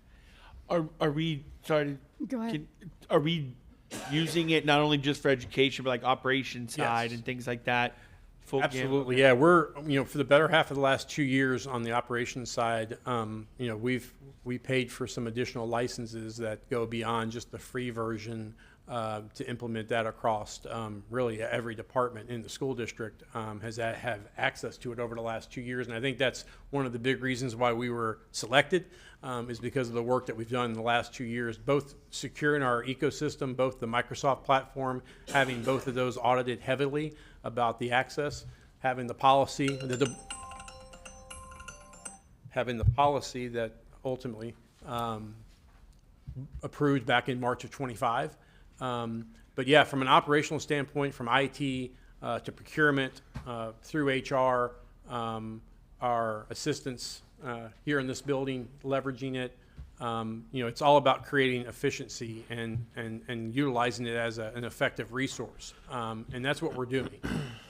We've got some great examples within the technology division of how we're leveraging this every day, from programming across each area, analyzing how we complete service tickets and determine resolutions and getting to a resolution even faster. And I think that's one of the reasons why on the operations side, and then when you look at the instructional side, what we're doing, Mr. Jensen can certainly speak to it as well. Some of the ideas moving forward into this summer with an AI, a voluntary teacher institute for our teachers, and then some of the effective uses that we're going to leverage for our leadership team, and then on into potentially even the assessment arena. But I'll let Mr. Jensen speak to that. But there's some great ideas that the instructional team has and how we're leveraging it today. We have these agents built in our search capacity on our intranet to quickly find documents. So we've already integrated that as well. We've seen that with the different chatbots on our website. That's just another example. And just creating that infrastructure and ability and exposing our staff to those tools to create more efficiency. Okay. Mr. Kennedy? Your hand's Mr. up. Jensen, I didn't want to cut you off if you wanted to step in there. Okay. Just want to make sure. Were you done? I'm sorry, Mr. Jones. Were you done? Yes, yeah. Okay. Yeah, no, Scott, I really appreciate this presentation. It's super timely and interesting, but I do have to channel my inner Pope Leo for a second, who just came out yesterday or 2 days ago with a warning to the global community about this. And we don't have to get into detail because it's not appropriate in an open meeting, but obviously the concern, which I'm sure you've addressed, is our integrity of our internal systems. And, Anthropic is, again, as you know, Anthropic has come out and offered all the big IT players like, hey, Anthropic has said we have developed something so powerful that it's dangerous. So we're going to give it to you all the big tech players first. And we're not talking about any Anthropic products, so I understand, but just more generally in the AI space. How is the district, generally speaking, I realize this is more shade appropriate, but how is the district, generally speaking, address those concerns about AI becoming, what's the word I'm looking for? No, it's kind of doing things on its own without its programming or without being directed, and does that have implications for student records, all kinds of PII? Yeah, I think a great question. I think at the end of the day, we evaluate through our application process. Vendors are coming out with AI tools and embedding those tools within every product that is being purchased at the end of the day, and they have for the last few years. That hadn't started even in 22. That's when you look at traditional AI and Gen AI, those things dating back 15, 20 years, right? So we're really taking a look at what those tools are doing. We've had products even currently where a vendor has integrated an AI tool and it doesn't pass the test, and we turn that functionality off based on just our privacy policies, where we're at, or what work they've done. So we go through a risk assessment. We started that a number of years ago, a vendor risk assessment, and we look at those and we ask detailed questions about the product. We look at it.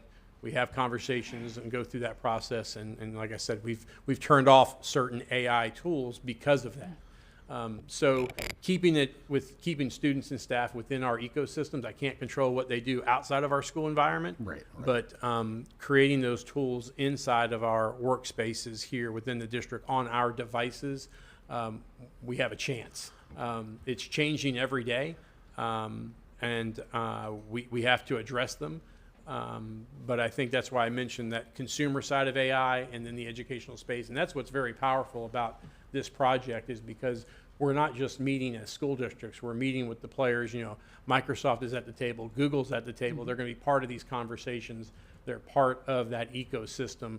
And part of this is also for us not to run out and buy additional AI tools, is to understand and leverage that ultimately we can do some of these things and create, both for staff and student, responsible use of AI within our school district and leverage it for efficiencies and not purchase additional types of tools. Now, sometimes inherently, it's a very good thing for these third parties or vendors that we have to build an AI tool within that, but our teams have to evaluate those, instructional and technology teams, and how we leverage that and make those decisions to turn that functionality on or off.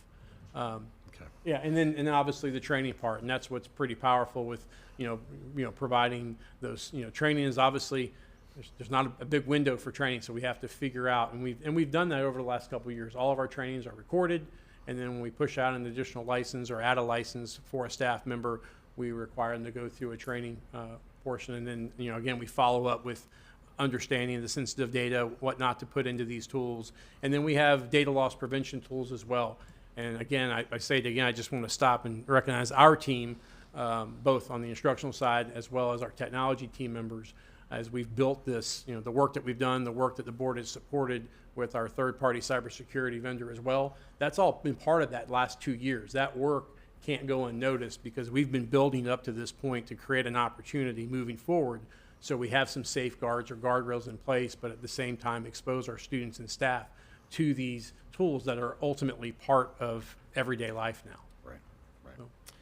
And just one, I appreciate that answer. It sounds like it's been well thought through. There's already guardrails in place, so that makes me feel better. Maybe we can go deeper at another shade meeting or something like that. But because it's definitely, as you just said, it's changing daily. So there's going to be challenges and positive developments daily. But Scott, back at the beginning, you said you were referred to kind of a repository of our policy documents that administrators and teachers can access. So let me just use an example off the top of my head. So an assistant principal has an issue with a student. It might be something they've never seen before, so they can just go into the, it sounds like, in a way, kind of like an advanced chatbot. Like, hey, I'm dealing with this child, maybe not a name, but here's the situation I'm dealing with. What policies are relevant here? How should I handle that? Enter. And then, is that kind of what you're talking about? Correct. Or is it more than that? Very similar. I mean, they won't put any actual student information into that. Right, I caught myself. But they're going to put No the names. scenarios, dress code. Dress code can change from time to time. You were here, maybe, we obviously, when a new policy is revised, we send that out. But over a period of time, new staff members come in. This is a place where you can ask a question. Is it part of the employee handbook? Time off? What are the requirements? You go out to, we have a lot of policies in the school district, a lot of procedures, a lot of policies. So you just ask that question. It's also going to tie into maybe something that's mentioned in the student progression plan and the student code of conduct potentially. It's going to provide that particular question and content. It's going to look at known sources. It's not going to pull external data from the web. It's only going to look at the our internal procedures. stuff, yeah. It's a very protected source of documents that we have vetted within our ecosystem. One of the examples I think in FSBA was like, we're going on a field trip. You're a sponsor of a club. What are our field trip policies when there's going to be a pool involved and traveling X amount of miles, right? Okay. So like all the policies and permission slips, etc. Boom, just pop up, and there's the files. You print them off instead of the teacher having to go look and Let me go ask to a 10 people what they did last year. And correct. no, I correct. got And it. maybe get the Yeah. outdated information. Mr. correct. Jensen Sure. can speak to some of the documents he loaded and how that's been functioning. So it has about 250 sources in it. It has a downloaded version of all the Florida statutes, which will be uploaded yearly, all the Florida administrative codes related to education, all school board policies, all of our handbooks, manuals, student code of conduct, student progression plans. And then, as you know, we have a robust intranet that has dozens of manuals that span everything from the MTSS process to custodial supply ordering to what happens if I want to throw a pizza party for third graders. And so our administrators are responsible for, our school-based administrators in particular, but our administrators throughout the district are responsible for a vast amount of information stored in hundreds of disparate places. And so this really compiles it all, puts it into the same thing. And as a school administrator, whether I'm new or veteran, or a district administrator, new or veteran, I can ask any question or ask for any information. It can be a technical question, like what do the state of Florida laws say about X or Y, or it can be a very in the moment question, like a fifth grader just hit another student with a ruler in class, what should I do? And it'll fish out all of the relevant information from all of those different levels of sources, and it'll also cite them, so you can hover over any piece of information it gives you. It'll take you directly to that law, policy, procedure, handbook, and it'll allow the administrator to go straight to there. And that's currently shared with all of our district leadership, as well as all principals and assistant principals in the district. Okay. Just one follow-up question there too. Is there, does it have a piece, or could it be built or modified to have a piece where, I'll use the field trip example. So teacher types in, I'm doing a field trip to Busch Gardens. What forms do I need? What's relevant? And let's say they find something, like maybe we have a shortcoming policy, or there's a shortcoming in the dress code, whatever the case may be. Is there a functionality where the user can like add a notation to, like, for example, like a user could add a notation like, this is the policy, but we have a gap in the policy here. Oh, recommendation. You're yeah. talking about making a recommendation for a policy Yeah, like change. this needs to be flagged because this is where it should be, but this doesn't quite cover my question. That's a great question. Right now, you want to be, right now we're very tightly managing what information is in that repository, because we don't want people just to be able to freely add potentially incorrect information into it. So it has a note in the tool right now that if any of those issues are found, either with the document housed in the repository or a suggestion for improvement, that's emailed to my executive assistant and myself currently, and we manage that. Okay, gotcha. We do use it similarly but differently. We actually can use it to look for internal inconsistencies, though. So I can like ask for, to look for instances where certain documents don't line up or agree with each other, and it has been useful in finding those types of Interesting. Yeah, that makes sense. information as well. Yeah. Which is kind of what Anthropic's new tool does. It like finds where your weaknesses in your code to, Yeah, driven based on your prompts and what you're asking it to do, it can find those inconsistencies. It doesn't have a mechanism today where the user will, as Mr. Jensen stated, that environment is, the user can create a note and then send that note in through a process. Yep. Once you expose and create that repository with known user groups, then they're able to retrieve that information. And then obviously, we set up a process in the district on, if you see an inconsistency, here's what we want you to do. There's the reporting process. Exactly. Yeah. So that's how we would handle that today. Okay, great. No, it's good to know. Thank you. Thank you both. Thanks. Ms. Madam Chair. Belton? So I had a question about policy versus procedure. Obviously, whenever something comes floating down to us from the legislature, we've got to, put a policy in place for that. But with AI changing things so fast, updating policy, and we have 30 days, we got to post it for 30 days and get public comment, and then we come back and, and all of that. Is that too labor intensive to keep up with as AI changes so quickly, or should there be, procedures put in place that we can change really, really fast? Or a combination thereof? I wasn't sure. Sure. Yeah. Great question. So, that's what we do today. At the end of the day, we have kind of standard operating procedures, both within the technology environment and even on the instructional side. Ultimately, we make sure those procedures support our policies, and both statutes as well. And I think, as I mentioned early on in the conversation or presentation, I think the important thing is not to be so specific in the policy itself. And I mentioned that about emerging technologies because it is changing.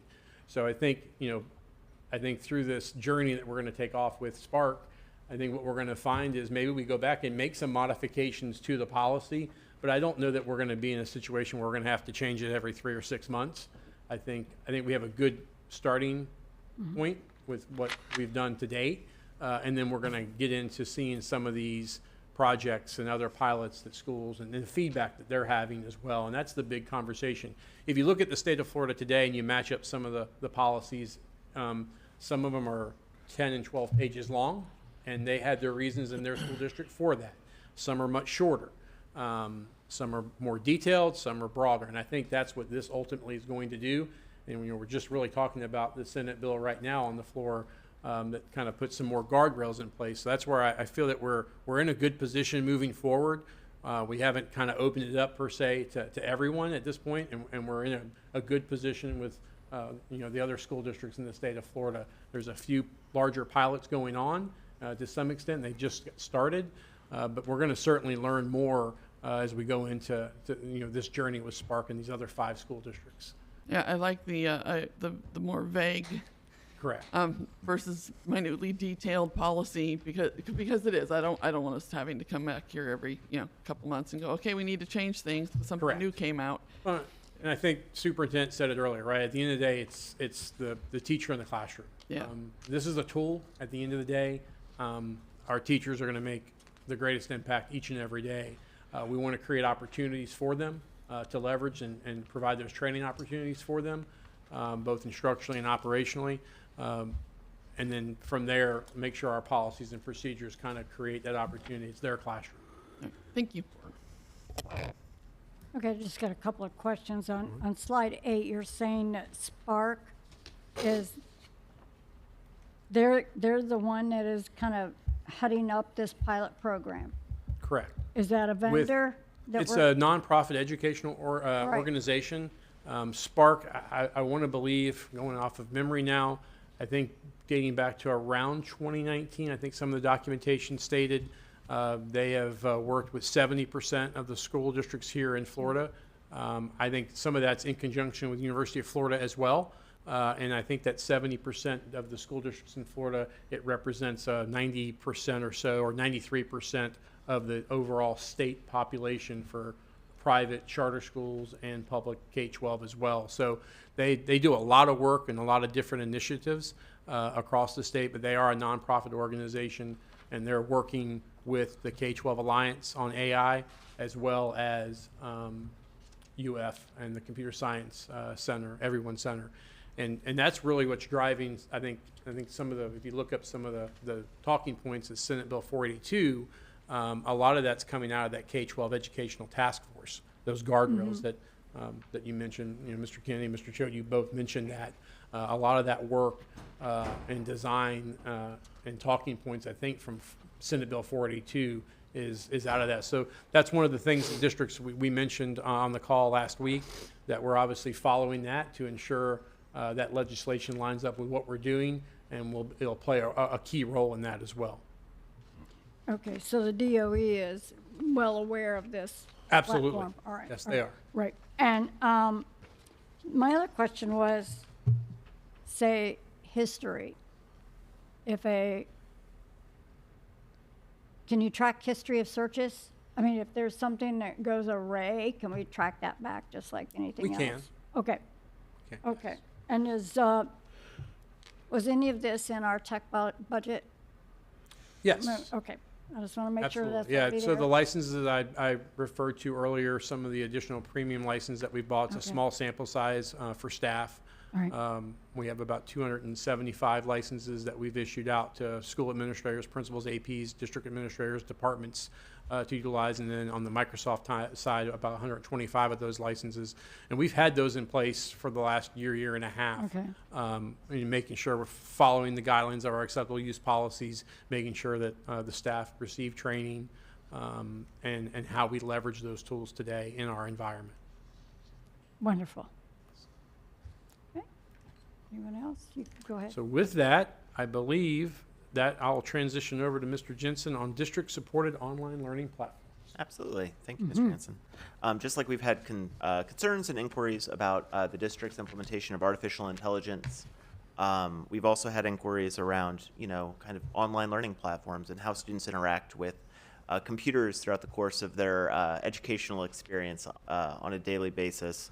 And I think the most important thing to know is philosophically, when we think about the instructional services division and what we do top to bottom here in the school district of Manatee County, philosophically, we believe, and the research supports, that the teacher is the number one factor that drives student success in the classroom.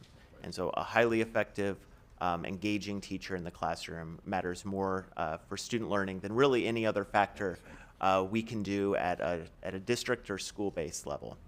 And so when we think about district-supported online learning platforms, right, it's about putting quality tools in the hands of good teachers. And that's what we endeavor to do here. So our teachers have the support and the data they need to make the decisions to shape student learning in the classroom.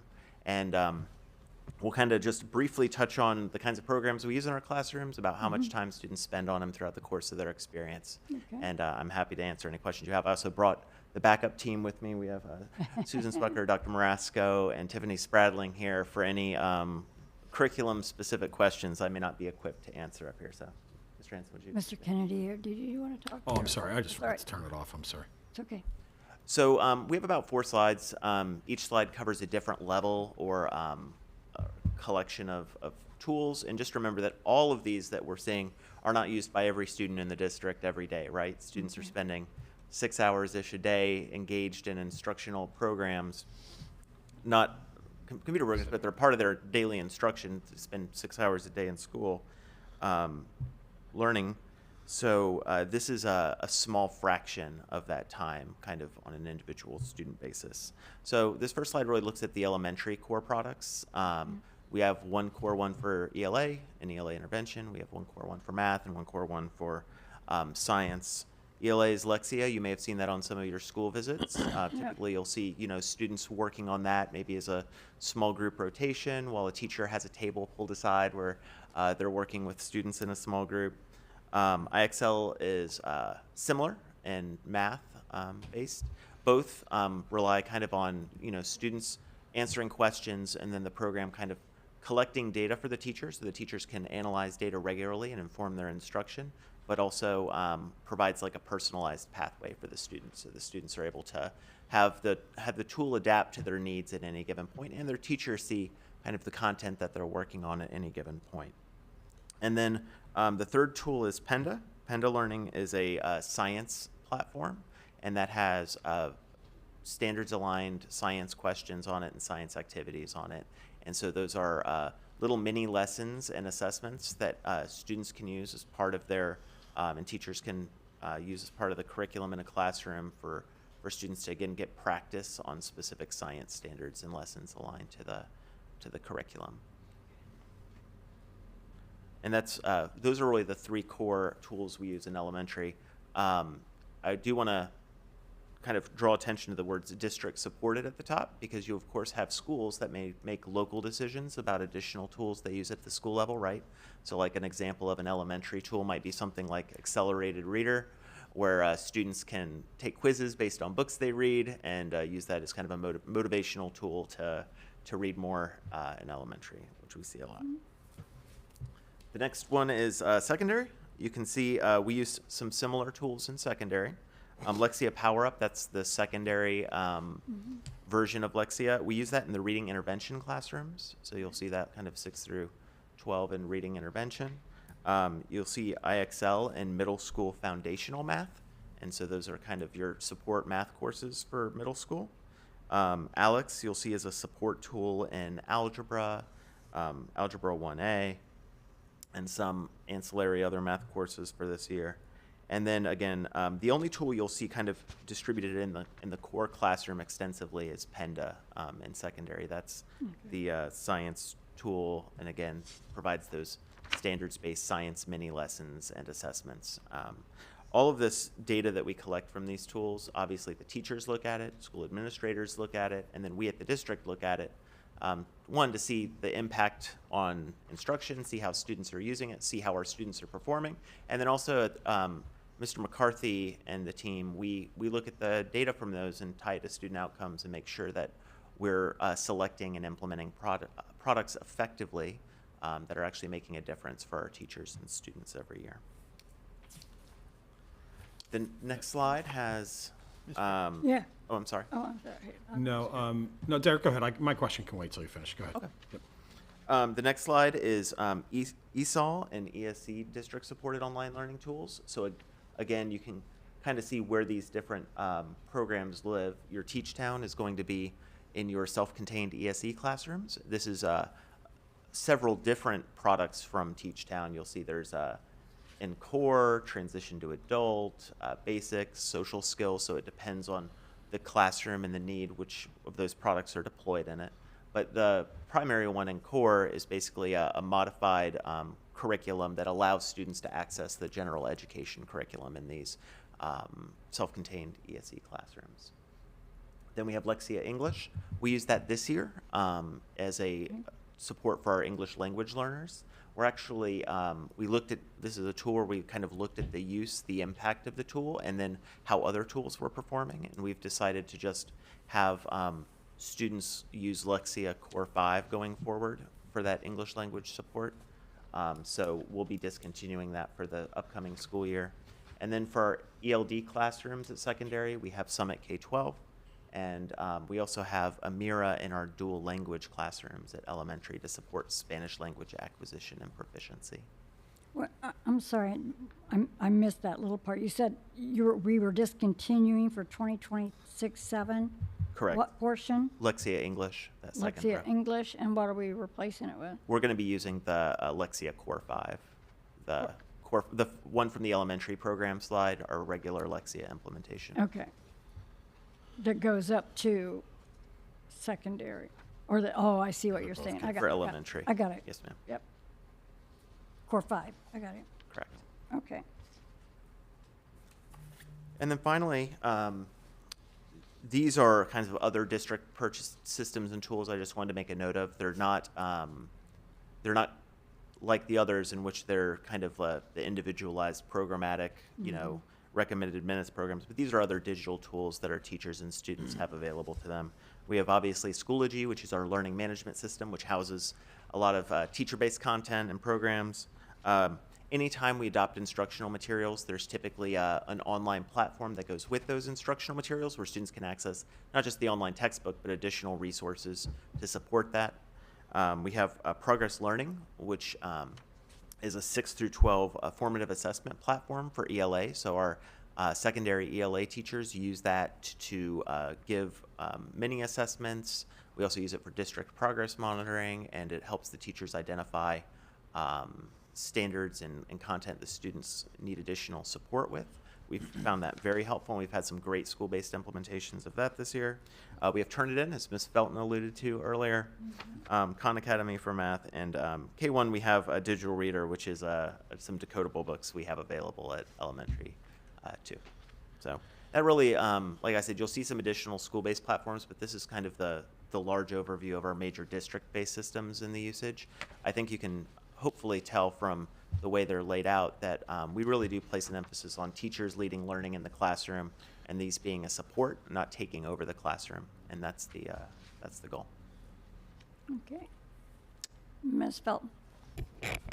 I had requested that this be added because there's been a lot of chatter around town and online from people saying that,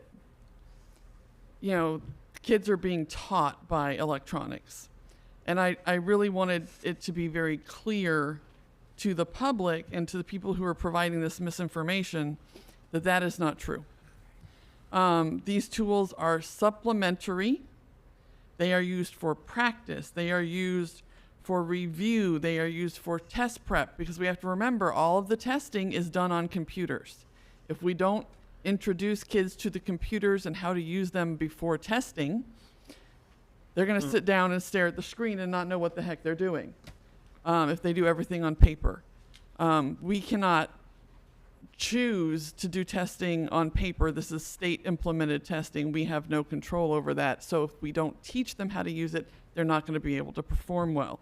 And then it's also a diagnostic tool. As a teacher, I want to know what they know and what I need to work on. And that is part of these programs, is that, okay, everybody is not understanding verbs. and what a verb is. So we're going to go back and we're going to hit that standard of verbs again and make sure that they get it. They can't identify, as you get, higher up in your language, they can't identify figurative language. I'm an English teacher. These are the only terms I know, guys. So, maybe they have trouble with, multiplying fractions. I don't remember how to do that. Pythagorean theorem, but Yeah, Pythagorean, all that stuff, that math stuff that I don't understand. But this is what we as teachers use it for.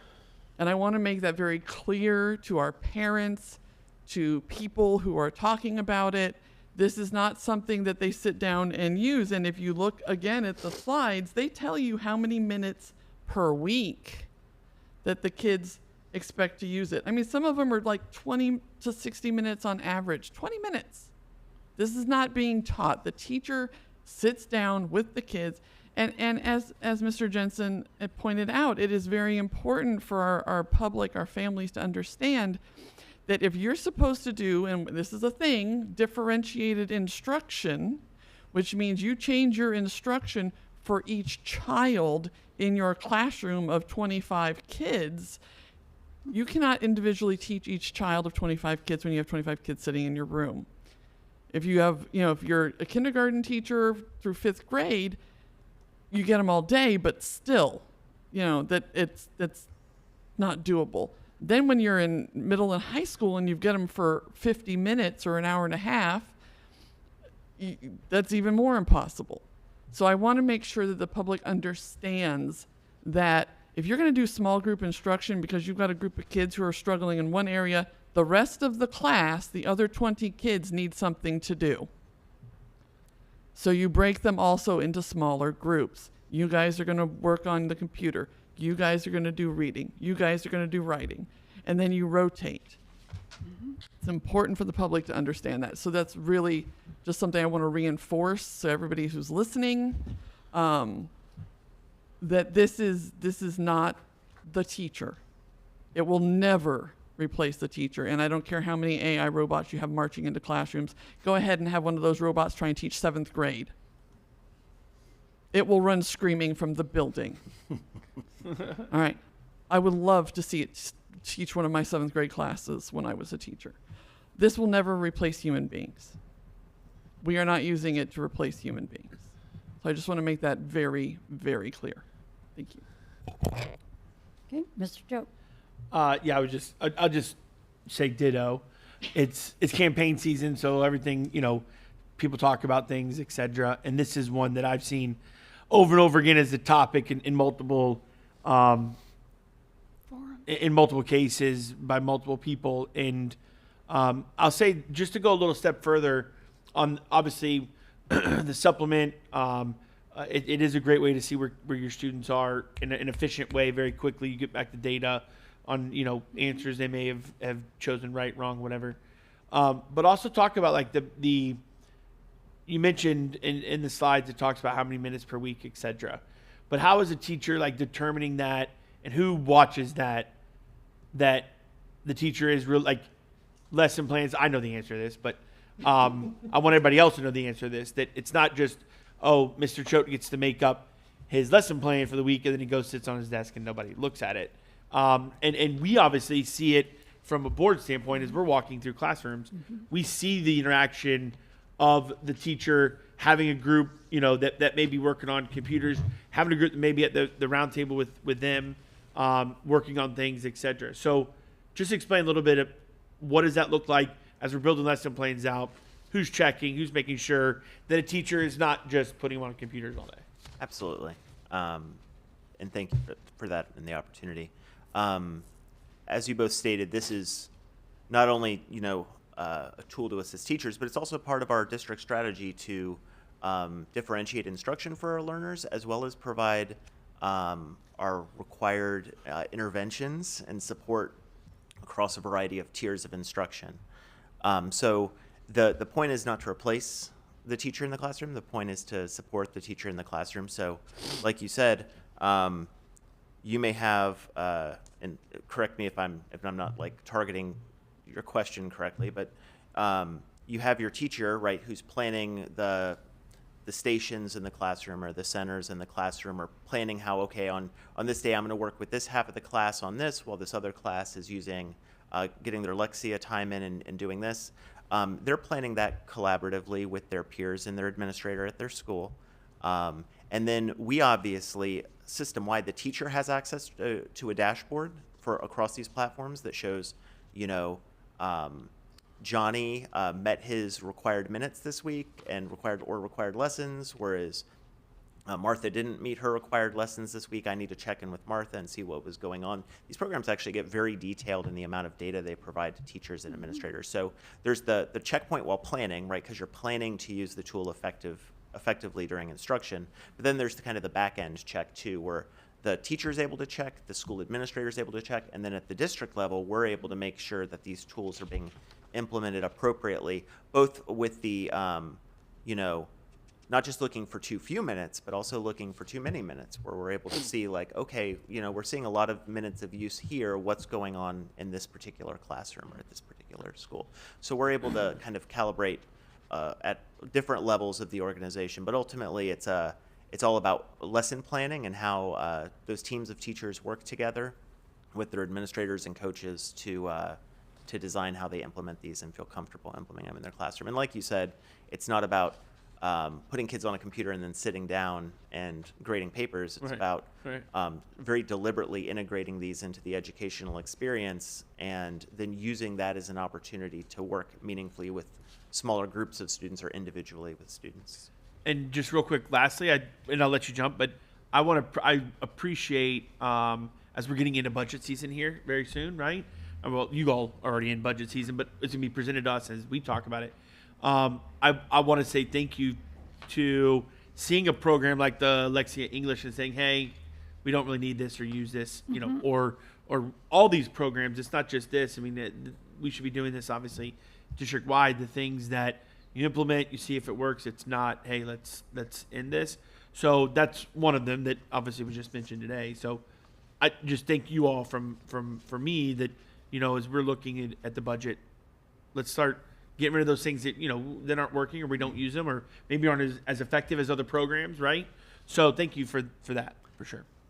Absolutely. And the team has done a great job in measuring the return on investment. I mean, you know, our assessment team, research and assessment led by Mr. McCarthy, digs into the data that he's already started the process with our current test results and looking at each item and its impact on student learning, so we can determine collectively if there's something that needs to be altered or changed. But we do that throughout the year as well. When we look at our data, when we have our ongoing data meetings through the year, we look at student learning, but we also look at time on task, how many minutes have students spent on a program.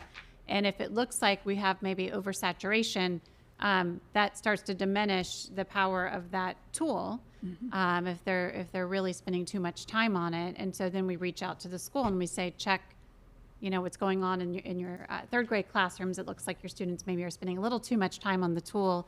And in some cases, they're like, oh, well, you know, we have a couple students, especially the case with PENDA, hopping on this at home and driving up some of the minutes because students can opt in to do some things at home. And we do have students that do love to spend time on these programs and maybe doing that. But we ask the questions, we get the answers so we can make sure that we're monitoring how it's being used. And then the best way and the way we see most often in our classrooms, and thanks to the strong curriculum team, they've developed these look-fors for us and school leaders as well.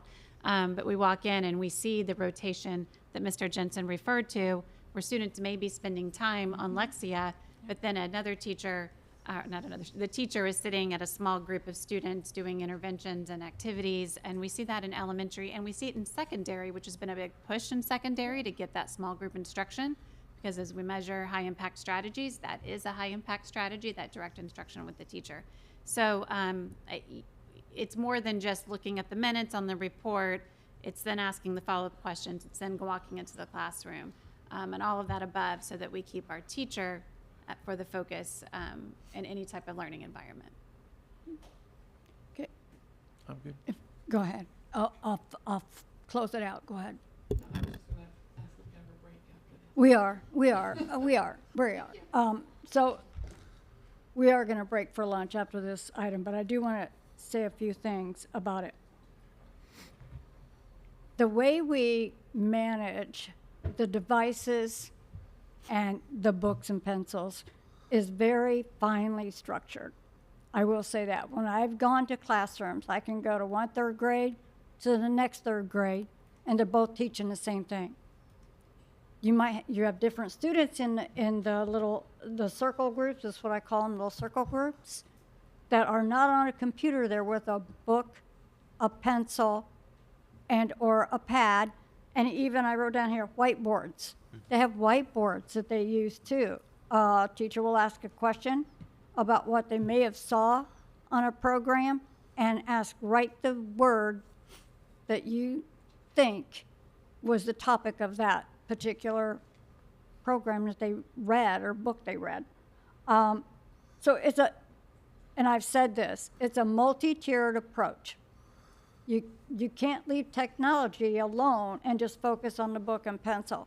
We're kind of doing that in every grade level, pre-K all the way to graduation. We're using the books, we're using the technology. And being able to look at even time, that's important.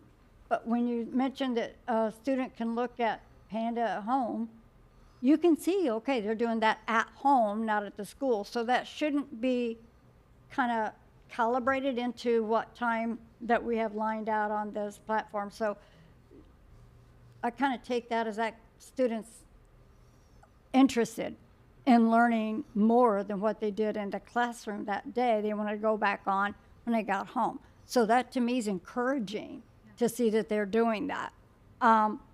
So it is a multi-tier approach with the books and the pencils and the whiteboards and the computers and the kids at a table or in a circle on the floor, that it all works in tandem.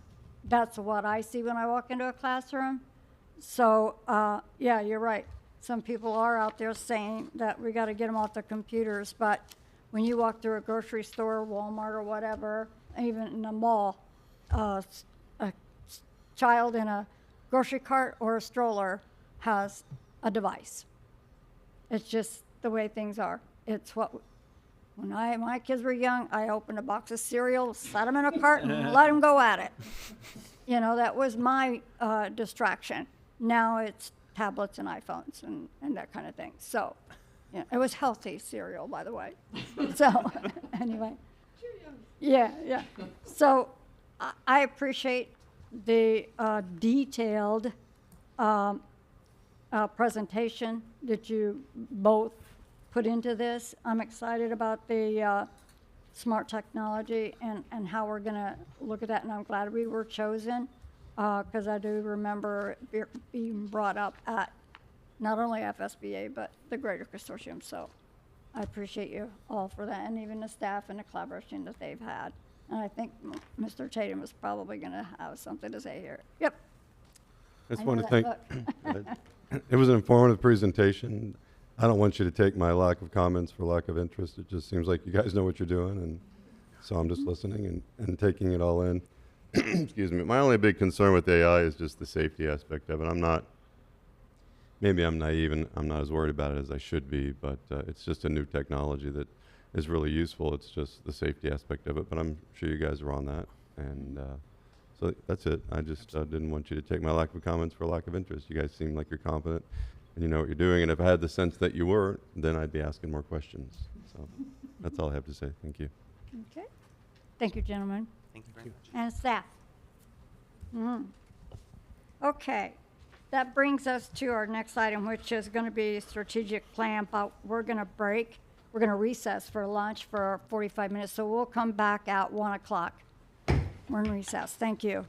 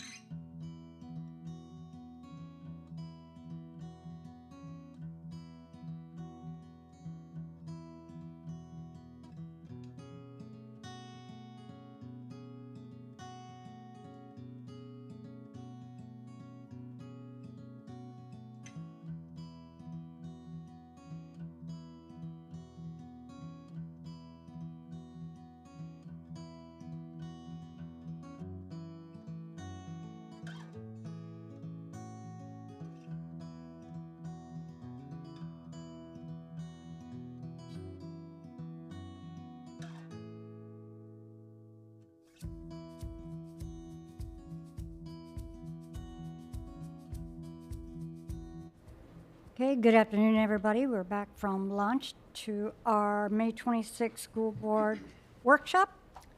Next on the agenda, 4.4, is strategic planning, and we will turn that over to Mr. Chapman. Thank you, Board Chair Spray and Board, Dr. Breslin. Good afternoon. This is our second strategic plan session with you all. Since we last met, we've done numerous employee surveys, we've done parent surveys, community surveys. We have a community group that will meet for the third time this week. We'll meet for the third time. It happens to be this week. I said that wrong. We'll have another cabinet session tomorrow with cabinet. So we've done a lot of work to get to this point, and we have a kind of slide presentation to walk you through the work that we're going to put you through today. And I'm joined by my colleagues Omar Edwards and Chrissy Kavanagh, and a familiar face, Beth Severa from the School Superintendents Association, who's our strategic plan consultant. So if we start with this, with the slides, we're going to get some final feedback from you with the vision, mission, and core values. This was something that we heard from you all that you wanted to kind of edit a little bit. So we took a stab at it, and so we'll kind of work through that today. And then through all of that data that I walked you through here when I just spoke a minute ago, all that data from surveys and meetings with a lot of internal and external groups, we've put together with some internal leadership groups some priority areas. And so we want to make sure that these priority areas and the goals that match those priority areas are in the right direction before we then start with benchmarks and KPIs. So that's what we're going to do today. Where we are in this process is right where we told you we would be, is we're starting to make those strategic decisions and designing the plan so that we can get to the end product before school returns in August. So this has been our work in April and May here. In our last week of May, you can see, like I laid out, we've got a cabinet session tomorrow, and then we've got another community meeting on Thursday. And then we'll come back to you with really pretty much an outline of the plan on June 23rd, hopefully to get a final vote at the end of July, and then we'll start rolling the final strategic plan out to the community and internally when we come back in late July and early August. So when we came to you before, and if you look at the slide on your screen, you all gave us some insight on where you'd like to maybe change or alter a little bit our mission and vision.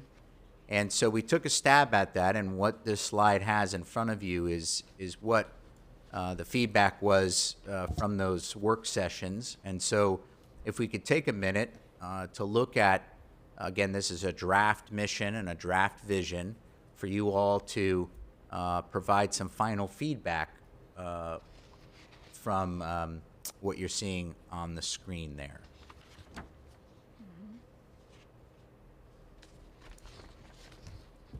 Mr. Choate gave me a thumbs up, so I I'm good with it. I'm just looking for people. I'm just looking at mission. I'm looking at screen, see if anybody has Yeah, questions on this. Yeah, we're just reading it real quick. And you'll have time, again, to edit this. This is part of the process here, but this is where we...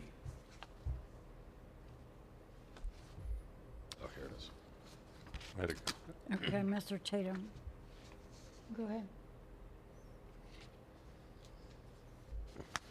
So for some, let's take a look at the core values for a second. I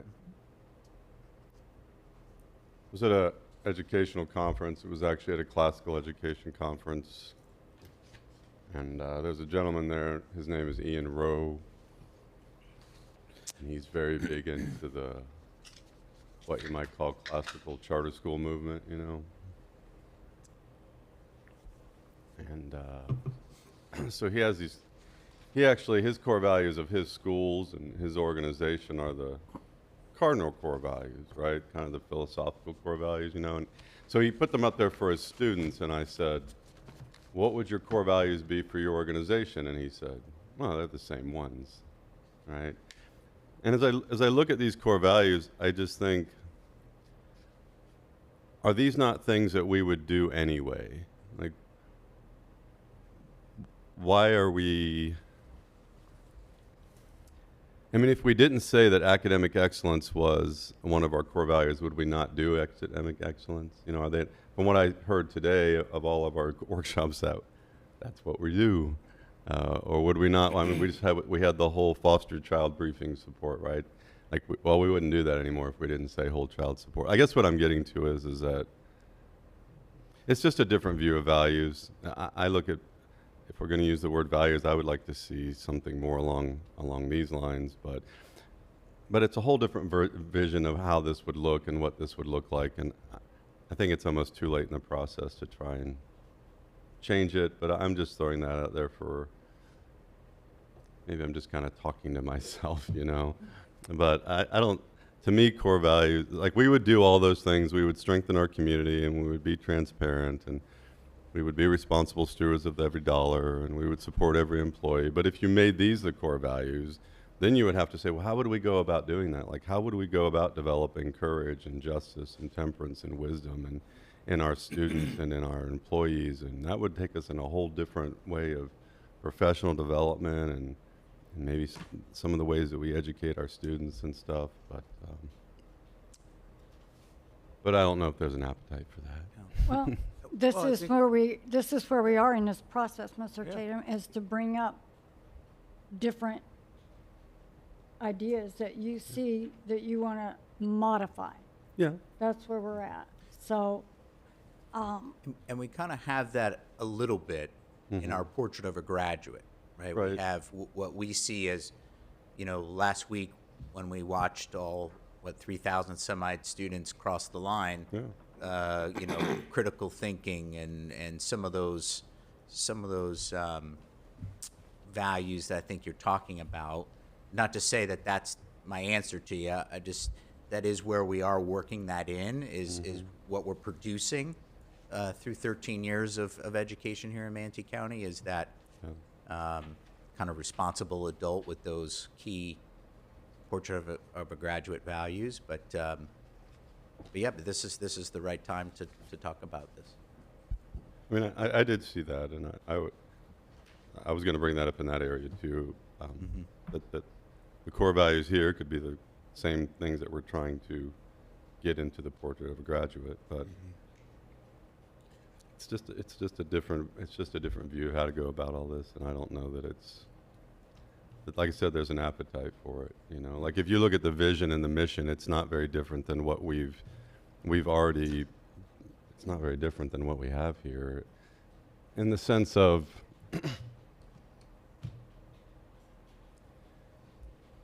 You know, if you look at education and what's the purpose of education, I went back and I looked at this letter from Martin Luther King, right? And he wrote us about the function of education. And he said, the function of education, therefore, is to teach one to think intensively and to think critically, but education which stops with efficiency may prove the greatest menace to society. The most dangerous criminal may be the man gifted with reason but with no morals.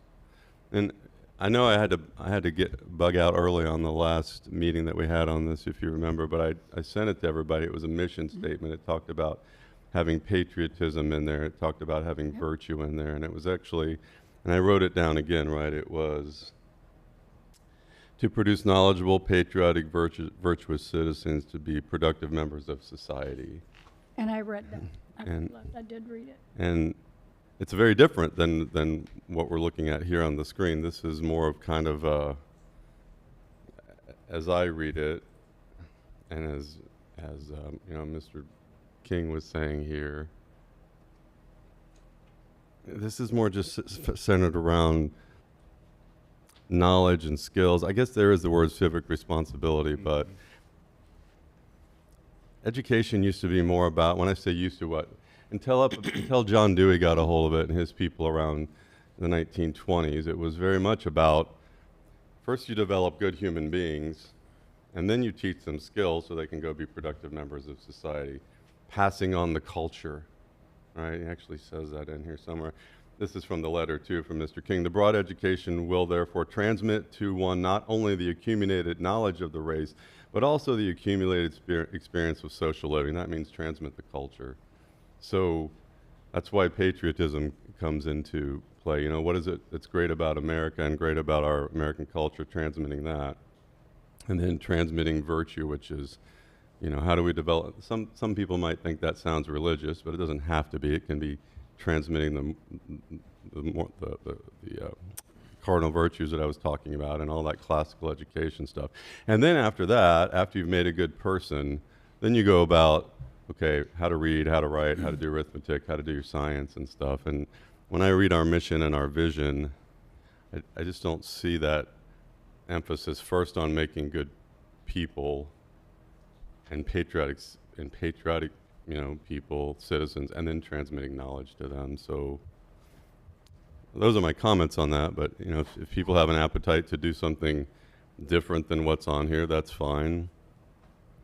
But my comments are that it's more of the same of what we're doing. And I guess my last comment will be is at that classical education conference, there were 400 people there from around the state and even around the country, and there is an appetite and a movement in Florida, and whether it's Mr. Renner who gets elected, he's one of the congressional or governor candidates for governor. He started a classical education model, and he's very much into that movement. Byron Donalds and his wife have started classical education models, and they're into that movement. The point is, it's an up-and-coming thing within the educational movement in Florida. And I know, at least a lot of parents that I talk to, it doesn't have to be a classical type education, but just this focus on creating good people and creating patriotic citizens, along with reading, writing, and arithmetic, is something that I've sensed in people that they're looking for. And that's why you see all these classical, I think in the last year, 2 new classical education schools have popped up, a couple down in Sarasota, and they were talking about a classical charter school here in the county. So I guess to wrap it all up, I would propose either a mission or a vision, and I'm not really sure what the difference is between the two of those things, but a patriotic virtuous, we create knowledgeable, patriotic, virtuous citizens to be productive members of society. And then maybe we can, if we wanted to keep these core values, we could, but maybe when we do get into the portrait of a graduate, that we talk about more about virtue than we do about some of these. I don't mean to use the word negatively, but I call them nebulous words, like adaptability and, you know, resilience. Yeah, that's what I have to say. So, thanks. Madam Chair, may I just, so the public, anyone watching at home, Portrait of a Graduate, when that work was done in conjunction with our school leaders in the community and then brought to the board, those traits that were identified and improved were adaptability, awareness, communication, critical thinking, integrity, and resilience, just so those listening understand what we mean when we say Portrait of a Graduate. That's not in this presentation. Correct. Correct. Correct. Okay. We have previously Yeah, approved you it. previously workshop. looked at him, yeah. Yes. Gotcha. Okay. Okay. I have Ms. Felton. I was looking at the core values. For me, the core values should state what we are committed to, and I know some of it should be obvious, and I get your point, but because we know it should be obvious doesn't mean that everybody knows it should be obvious. And then then when you have the public looking at the district, and we say we are committed to particularly transparent communications at all levels, because we hear about transparency all the time, right? I think that feels like that we need to make sure that we point out that we are committed to doing this. We're not just fiddling around behind people's backs. We're not doing stuff without making sure the public is aware. And so I feel like having those things as our commitments is important, because then also if there's an issue that we can point to and we can say, look, this is what we're committed to, and you know, you staff person is not following through with what we have committed to the public. So for me, I kind of see the point in that. And I feel like in our mission, the knowledge, skills, resilience, and civic responsibility are part of what you're talking about with regards to a classical education. But some of it, I feel like particularly along the lines of being virtuous, some of that should be the parents' responsibility. It shouldn't be something that the district should be responsible for.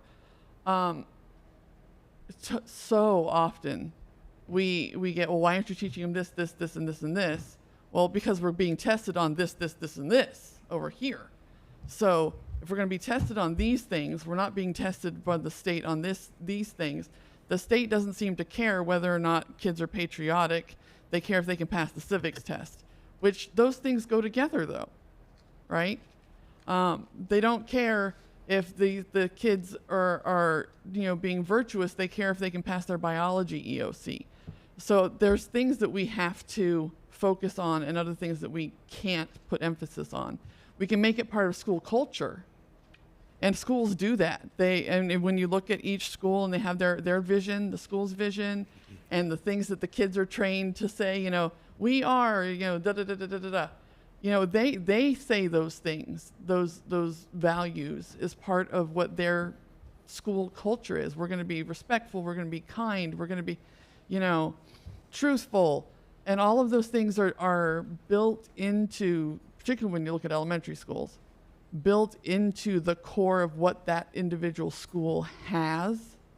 So I feel like a lot of that gets addressed, but again, a lot of it should be the responsibility of the family. We can't be everything to everyone, and we've got to be finite in what we can teach, and a lot of that is kind of, there's not really a way to like test that, to see what the results are of being, patriotic and a good citizen and all of those things. It's different things for everybody. What is patriotic for each of us is going to be different. So I feel like it's hard to, what's the word I'm looking for? Put a label on that and to be able to say that we did this. Does that make sense? Quantify it, measure it. There you go. Although I will say, as I was watching this is anecdotal, but it's kind of indicative of what I'm talking about. As I was watching the students at the beginning of graduation, and even lots of people in the crowd, but certainly our students, is when we said the Pledge of Allegiance and/or the national anthem, they don't know what to do. They stand there with their hands at their side. They're not putting their hands over their chests. And like I'd say 50%, I remember one graduation, I think it might have been at Manatee, 50% of the kids are just standing there with their hands at their side while the national anthem is playing. I'm just thinking. I don't think that's required for the national anthem, though. I didn't think, It is for the pledge, but I not had for the never been anthem. taught that was something you did for the anthem. Yeah, it's if you go into the what do you call it, the protocols for what to do with the national anthem and have to do with the pledge, and it might have been with the pledge too.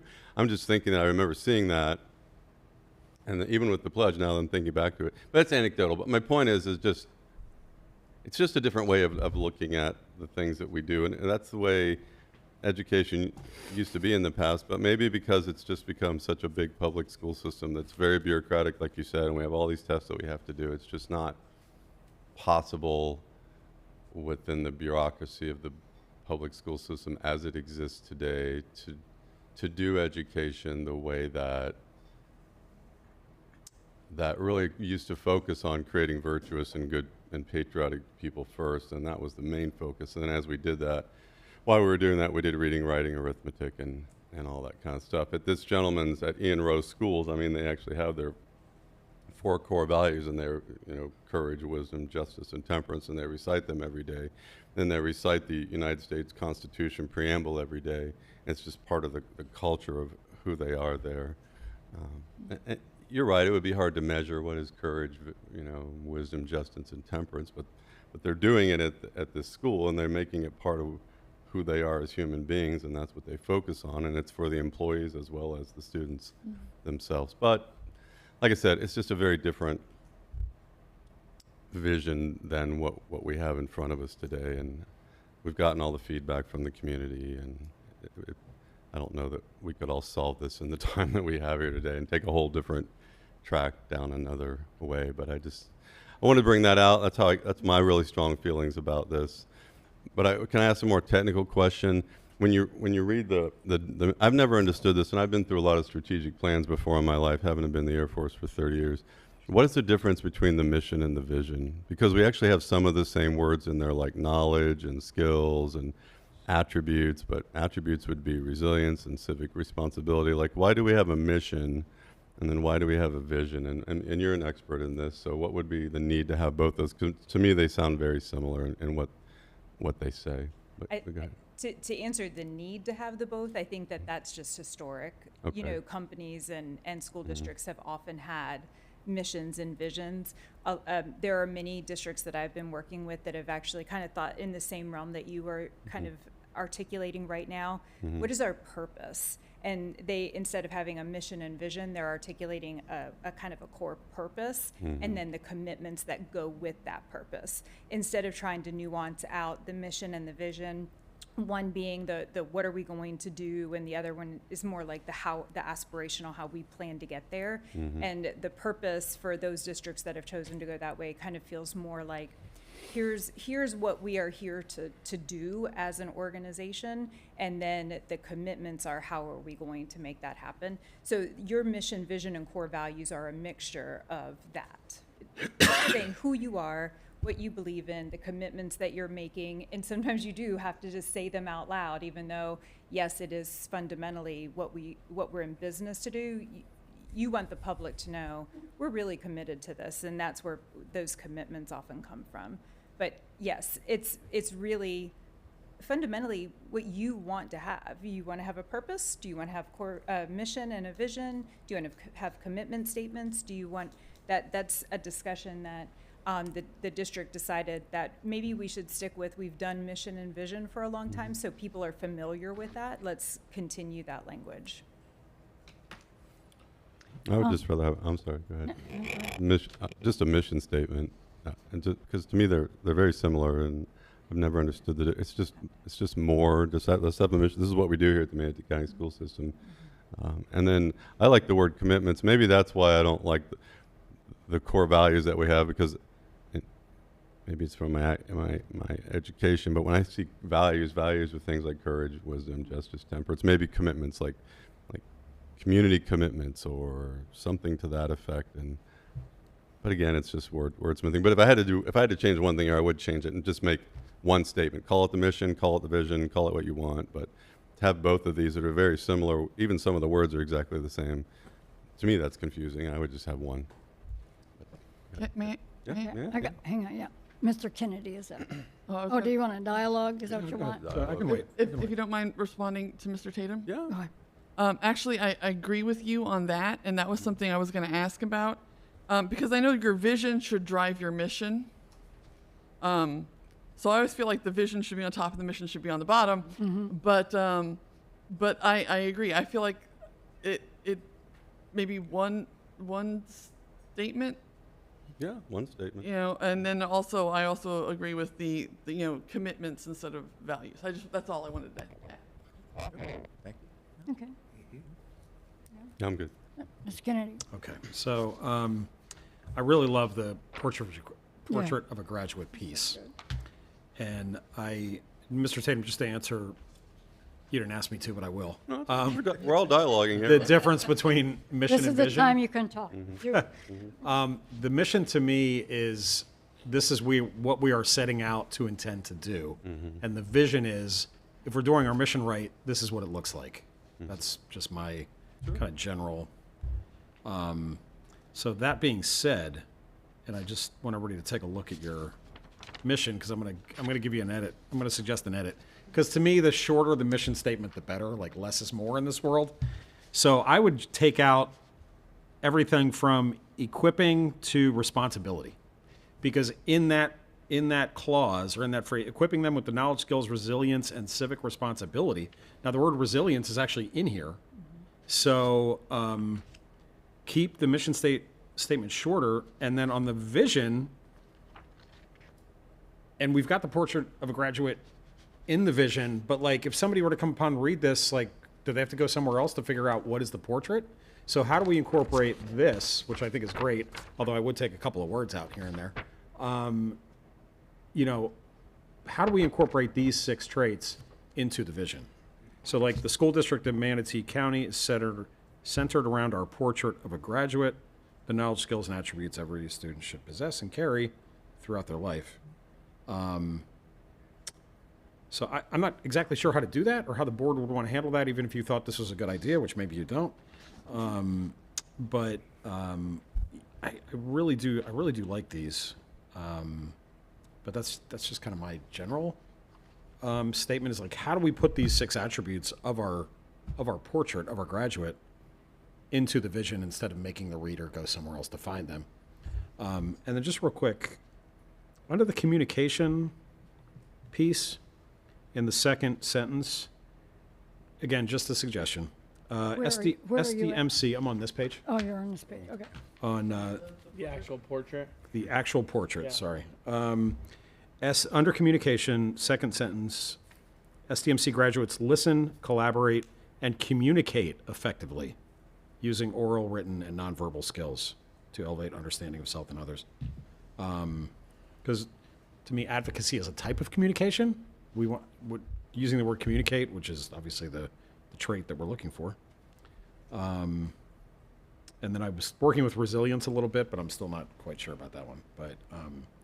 But I think, and this was the product of our input from community administrators and so forth. So I mean, to me, we've got to incorporate, like, this is what we asked people for their feedback, and they gave it to us. Let's not just throw it out, because that would just completely undermine the process and the buy-in of our community. So at this stage, that's all I have suggestion-wise, because I do like our commitments. We don't just believe, we talked about this last time. We're not, we don't believe it, we're committed to it. And I think they're good. I mean, they're all mostly the same. I was trying to figure out, we had stewardship of public money. That's the one that came in. That's the new one. Okay. So that's what I got for now. So. Okay. Mr. Choate? You can go ahead if you got something. I'll go last. Well, right, when you're saying core values, I think it should be core commitment. Okay. I just think that's what lines up with values is all of it. But core commitments Okay. are academic, professionalism, quality, school strengthening, yada, yada. So the core values, that's basically already said in the mission and the vision. Whether we have 2 or not, the one we read up here, I don't want a tongue tire word in it. That's my biggest thing, is I don't want that. At the mission, the District of Manatee County educates and inspires every student. I don't like equipping. I would rather say developing them. That's just my wordsmithing. I don't know. Right here. So where was that piece? Instead of equipping. I don't know. Yeah, you had to change some other words. Yeah, developing them with the knowledge. Yeah, no, I see what you're saying. Yeah. Yeah, developing with the knowledge, skills, resilience, and I just don't like equipping. I just don't like that word for some reason. It just stood out to me.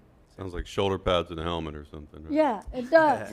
Let's put them all in all this armor before we send them out to the world. Because to me, it's more we are developing adults.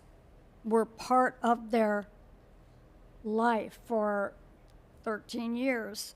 So to me, there's a lot of parental responsibility, of course, but we have them a good part of the day, the waking moments of the day. So we're developing the knowledge, skills, resilience, and civil responsibility. I know what you mean by patriotism. I think it's in the portrait of a graduate, whether we say it as patriotism, and I know what you're talking about at graduation. Even when the pledge was being said, some students do not put their hand over their heart. Some are adamant to do it. You can just tell they're ready to do that. Free country, but that part I have a problem with in our schools is that should be something that should be taught to respect the country and the education that you're getting, because other countries in the world don't have those things. They don't have those luxuries, and our education system is a luxury in our country that other places don't have. Just look them up. They don't have it. That's why a lot of people come here. They want that kind of life. And we can't let our students take that for granted, I guess is what I'm trying to say. And some do. And some do. And some of the speakers that we had over the weekend or over the week kind of laid that out. We're lucky to be here. We're so thankful. But some were not. Some expect it and demand almost. So I think the schools could do a better job about patriotism. I know we do the pledge at every meeting, board meeting, official meeting.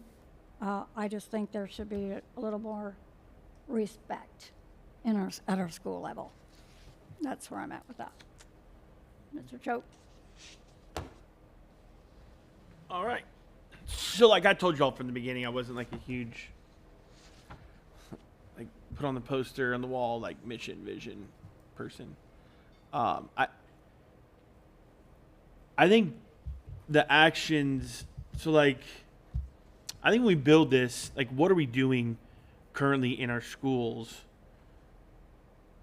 We can have a short version, a short mission statement, a long one with whatever language we want in there, but are we doing those things? Like, if you're not, then all this was us sitting here talking about fancy words and sentences, etc. So if we're not doing it, what does it matter? So like, my thing is I know what we're doing, and I think we're doing it at least the last several years, that the community has feels like what we're doing, and that is the portrait of a graduate. Like, that to me is our mission, is to build that from kindergarten to when they leave. We're building this portrait of a graduate. That to me is all of it. I mean, I agree with what Mr. Kennedy said. I think mission and vision both together. I mean, I think you get rid of that and say purpose. I would center it all on portrait of a graduate. The adaptability, the awareness, communication, resilience, integrity, critical thinking. I think that those are the values that we're trying to get. And if you want core values, there they are. Like we're saying, here's our values that we're trying to instill in our students. That doesn't mean, that it could be two different things of like what the district's values are, maybe different than what the actual values of how we're going to teach the kids. So like a value for us in the district, maybe transparency. Well, what does that have to do with the kids? Like maybe grading transparency, and like making sure we've got good rubrics for their assignments. I mean, so I think we to me it's more what are we doing and what are we doing really well. And I think the portrait of a graduate the last several years, I think we sit down with our juniors, we sit down with the seniors, and we talk to them about this, and we had great feedback from them about a lot of things. And I think the portrait of a graduate is where we need to center and focus, because to Mr. Kearney's point too, like the community did build this and create this, at least the ones that we asked to be a part of it. To again, I think if we're just, this is all fluff. If we're going to build a sentence of mission and vision, and we're not doing that currently, I think, I think it's just an exercise at this point. I'm not saying at this point like we're doing that, but I'm saying if we're going to sit here and talk about a mission and a vision, then the next step is to say, superintendent, we want you to do X, Y, Z, blah, blah, blah, right? So if we're not willing to say either what we're doing, maybe we're doing some of this, or maybe we're not, how we want to add some things in. But if we're going to change the mission and vision, we've got to make sure that's our responsibility to now say, this is how we want it to be done inside the schools. So to Mr. Tatum's point, I don't disagree with anything you said either. I think integrity and virtuous are very similar, right? Those are synonyms. You could take integrity out and put in virtuous in there. That would be fine. Patriotism, absolutely. We can have that. And I know we talked about a little bit about that in awareness of the Portrait of a Graduate, personal, civic, and global citizenship. You could throw patriotism in there. But at the end of the day, I know we got on to talking about the graduation stuff. I mean, I disagree. I think we're teaching kids to put your hand over your heart at pledge. Doesn't mean they do it. Doesn't mean they do it. When I drove, well, at least my parents, when I drove and I teach my kids, I teach them to follow the speed limit. Doesn't mean they do it. Does that mean now they're bad citizens? I mean, there's been some comments about graduation. I think we're teaching those things. I was a teacher in the classroom, and I know I taught how to add integers up. Doesn't mean the kids did it. But I know they were taught that, right? So, I don't think that we're not teaching patriotism. I don't think we're not teaching how to pledge allegiance and that sort of thing. I don't think it's not happening. I think we're teaching that. It's just, at that time, did that 18-year-old kid do it? I don't know. Did the adults do it? I don't know. Now, that's a whole nother topic about respect and that sort of thing, but that doesn't mean we're not teaching it. I'd be for just one purpose statement. Again, if you want to talk about core values, I think we have to define what core values we're talking about. Are we talking about the core values of what we want to build in students, or what the district wants to be core value? Because I think there's a little bit of mixture between these core values. Is a little bit of a mixture of what a district should do and what we want the values in a kid to be. Transparency, communication at every level. That's not a value that, I'm not saying we don't want transparency inside of our kids, but I'm saying that to me is a district value, not a student value, core value, what we're trying to look as a kid. Does that make sense? Yes. Yeah, it does. Responsible stewardship of every public dollar. These kids don't have that. We do. So if we're talking about core values, is it our core values as a board saying, hey, as a board, we need to make sure we're transparent. We need to make sure we're committed to stewardship of taxpayer dollars. It can, I think those core values we're mixing between what we want to see from graduation, Portrait of a Graduate, and what we want in students, to also as a board Business or side. business, The business side. what's our values, right? Right. But again, I just go back to, if we're not doing this Monday through Friday, 7:30 to 4 o'clock, whatever the hours total, what does this matter? So I want to make sure that whatever we choose, this is what we're doing, right? Our only employee is the superintendent, so we need to make sure the superintendent knows this is what, if what we're doing doesn't fall into build this mission, vision, or values, then we shouldn't be doing it, right? I just want to make sure, because otherwise this is just kind of just making something cool and sexy and showing it and say, look, we got this great vision, mission statement. But unless we're doing it, it doesn't really matter. So that was a lot. Those are kind of my thoughts. No. I didn't necessarily go anywhere of a way. I don't have, me personally, I don't have a sentence or look per se, but I do think we should center it around Portrait of a Graduate. I think it's something that the community came around, and whether or not we want to tweak that a little bit with some words and things like that, I'm fine for. But I think our mission and our vision, our mission purpose should be the portrait of a graduate. I'm off soapbox. You done? You sure? Yeah. Okay. Wait. Yeah. Ms. Belton? You're really sure? You good? Okay. All right. So for my own thoughts, I'm going to agree with Mr. Choate that I feel like we should have a purpose statement instead of a mission and a vision, because they are so similar. I agree that the portrait of a graduate should be built in there, because I immediately, I didn't realize it was attached, so I went into my computer to look it up because I couldn't remember everything that was in a portrait of a graduate. And if I'm sitting up here and I've had presentations on this and I can't remember everything that's in it, then the public's not going to know. So I agree with that the portrait needs to be built into that purpose. I get what you're saying, Chad, about the commitments. And I feel like that maybe then we should have, the district is committed to these things, or the board is committed to these things, whichever, and that, our schools are committed to the academic excellence, professional, quality schools.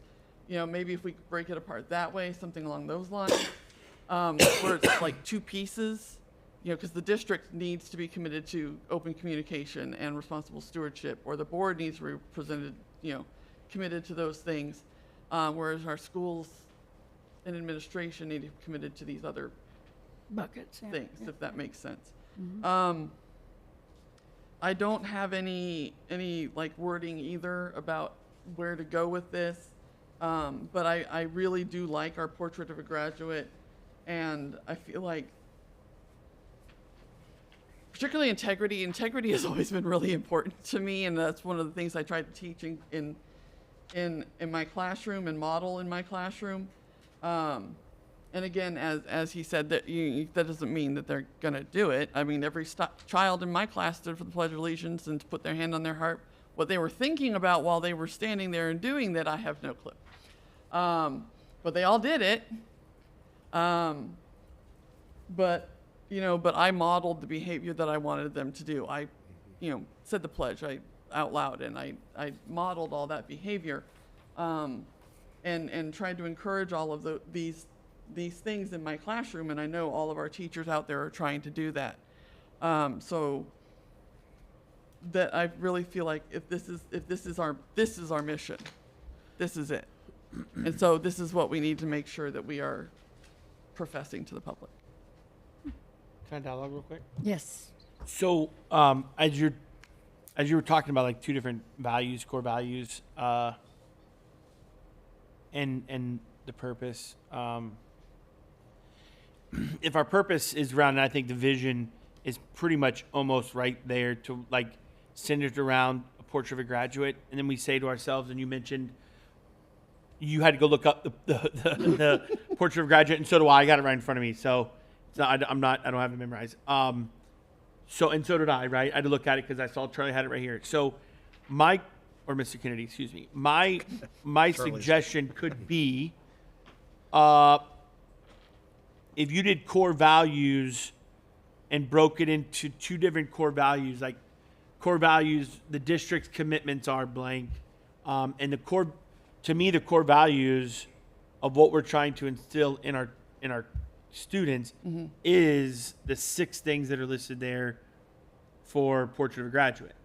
So you can have core values of the district, core values in our students or for our students, whatever, and list the portrait of a graduate, although you're not mentioning all 6 in the vision or the statement or whatever, the purpose.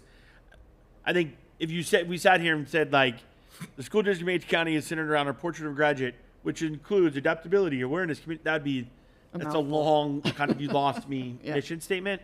But I think we broke those 6 things down, almost very similar to what Mr. Tatum's saying in his values of just bullet points: adaptability, awareness, communication, resilience, integrity, critical thinking. I think those are the values.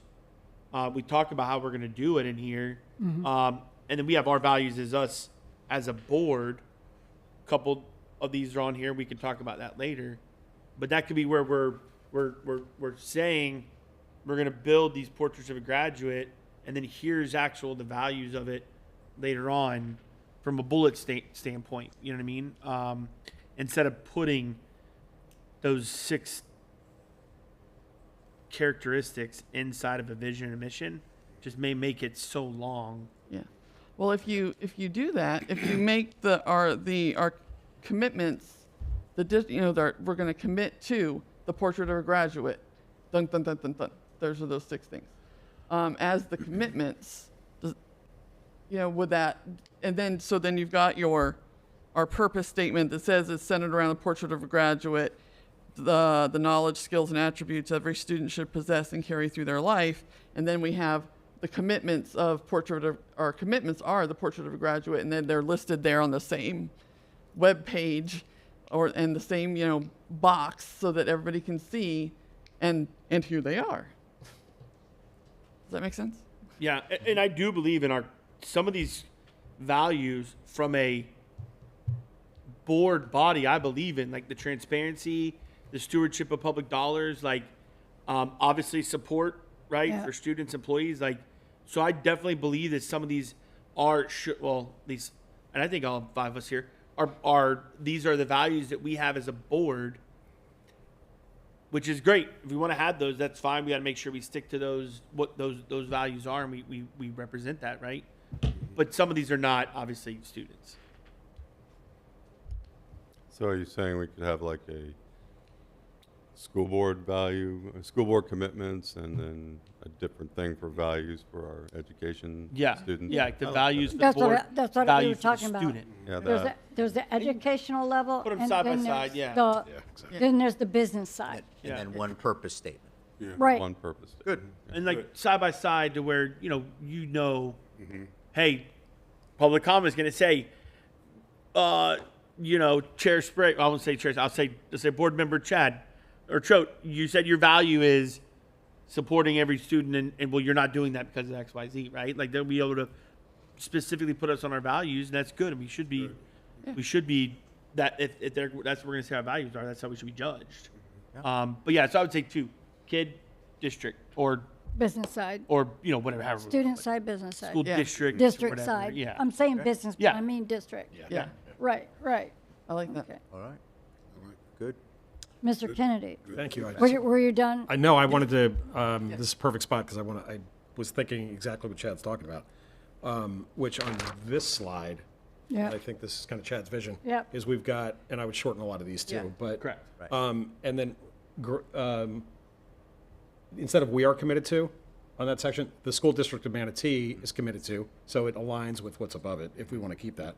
And so we've got, the district is committed to, and I would shorten this to academic excellence, professionalism and respect, high-quality schools, transparent communication, responsible stewardship of public funds, and then supporting every student, every employee, every day. That's a little wordy to me, but Yeah. that's, we don't need to hash that out.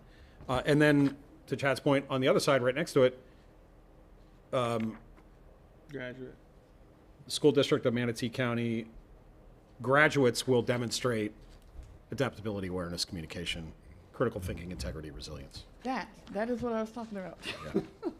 Great. Yeah, I think we're Great. kind of on the same page here. Yeah. And kind of a shortened purpose statement, it sounds like, too. Yeah. A very Instead of a mission and concise, vision? Shortened purpose statement, yeah. I agree. I think that sounds good. Okay. Thank you. Because there is 2 sides of this. The business side and managing the dollars and the policies, the statutes, that's the whole business side. It all falls into the educational and the classroom, but up here, I'm not saying up here meaning that, but that running the business, because it's a business, you can't get around that, has its own mission and values and commitments. And so I agree that we should have 2 buckets, and a portrait of graduate should be centered around it all. Right, Yeah. right. Mr. Tatum, you all done? Yeah, I can go on board with all that. I mean, I like the idea of the portrait of graduate. Those are to some degree core values of how to make a good person, so to speak. So, I mean, I can live with that. How to make and a then, good person, I like that. yeah, how to make a good person. And then I like the idea of making it all into one statement. I don't think we need two of these statements. And I like the idea of having two sections, what we're committed to, like core commitments for the board, and then the core values of the students according to the portrait of a graduate. Yeah, good. Is that good? Yeah. Just All no, right. just Thank no tongue twisters Thank you. on the statement. Yeah, yeah, yeah. Can I By say one- August, that will change, so Yeah, that's you good. can, Yep.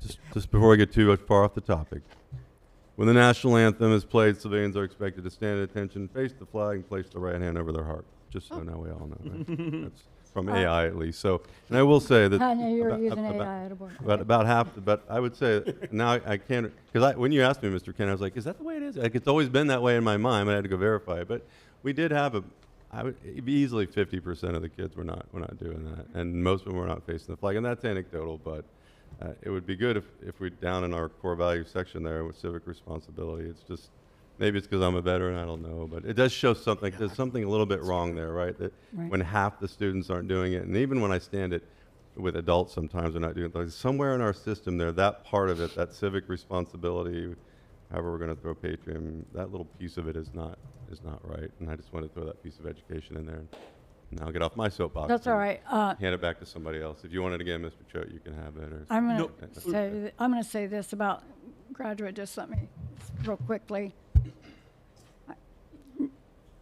At my grandson's graduation, one of the speakers spoke about the reason you move the tassel. If you forget where your tassel should be, it's always over your heart. Just remember that. Your tassel should end up over your heart to remind you of being thankful, is basically what they said. And I thought that was pretty cool for, a class of special needs students to try to remember that little bit. I knew it goes over, but that's a good way to remind us of things like that. So I don't see anybody else lit up on this part of the slide. So I was just gonna Go ahead. quickly say that I agree that that we should be teaching these things and hopefully instilling the patriotism and your pride. Obviously, if we want to add that in somewhere Right. to the portrait of graduate, maybe not the six by themselves, but I'm talking about inside of something like where it says civic, of course. Well, That to me would be the place to put it. I'm absolutely 100% on board with that. So like if we want to tweak that, we definitely can. I mean, so just yeah, Yeah, because it says global it says civic. citizenship. It says civic. But it also says global citizenship. That's a little. as long as it gets done, I mean, as long as Correct. people- yeah, as long as patriotism is part of what's going on What's there. being and- taught and done. And, Sure. and flag etiquette and history of the flag and stuff would be a minor thing, but it does. Like I said, at this one school, they actually recite the history of the preamble of the Constitution every morning at this one school, just to get that in their mind, like what is America about? And I've even had the idea here of rotating it between the national anthem, the preamble to the Declaration, at least the first maybe 5 or 6 lines of it, and then the preamble of the Constitution. So 1 month we do the Constitution, 1 month we do the preamble to the Declaration, 1 month we do the pledge, and we just cycle that through, right? And so we got 9 months in the year, and they get it 3 months. But those are some little things that would move the needle in that area in the right direction a little bit. So, thank you. Okay, Thank you. go on. All right, that was good. We have a little technical error here. All right. So the next area, the next section is the feedback that we've received not only from you all, but from our employees, from the community, which is really to have a strategic plan that is really narrowly focused, really streamlined, that isn't, 100 pages with, tons of goals and priorities and Thank you. KPIs and takes you days, right, to go through. So with that in mind, and through all of the data that we've collected, we've come up with 4 main priority areas. And then within those 4 priority areas, each one has either 2 or 3 goals. So that's essentially the heart of the plan, right? It's Yeah. 4 priority areas and about 2 to 3 goals per priority area. So what our task is today is for you all, we're going to go through each priority area and the very kind of broad goals for each priority area. And if they make sense to you all, that's what we're looking for, is for your feedback. So then the team, really, cabinet, really is going to take those priority areas and those goals and then match yearly benchmarks to them and KPIs, right? Really the kind of the meat to the goals. And that's what we'll bring back as a final product in late June. KPI being, Key performance Key indicators. performance. thank you. Yeah, so so we'll walk through this once we get our tech back up here. You can just log back in. You should be all set. Yeah, I need a password. You know it. Oh. Look at that. That's why Omar's here. Okay. Let's see. Do you all have this on your screen? Yes. Okay, good. Shut up. All right. Let's see here. Just got to give it a second here. Here we go. Okay. So priority area 1 obviously is our main area, right? Is academic. So student learning and support is the title. Priority area number 1. Paragraph: the School District of Manatee County prioritizes educating the whole student. We will deliver high quality, consistent instruction in every classroom and pair it with the behavioral, mental health, and attendance support students need to stay engaged. We will foster early literacy and early learning as the foundation of everything that follows, and we will build clear, meaningful pathways to graduation career opportunities. Comprehensive student supports leads to stronger engagement, achievement, and long-term success. I love it. So then we have our impact statements of what each, whether you're a student or a family, whether you're a staff member or the community, what that priority area would mean to you, what you would see.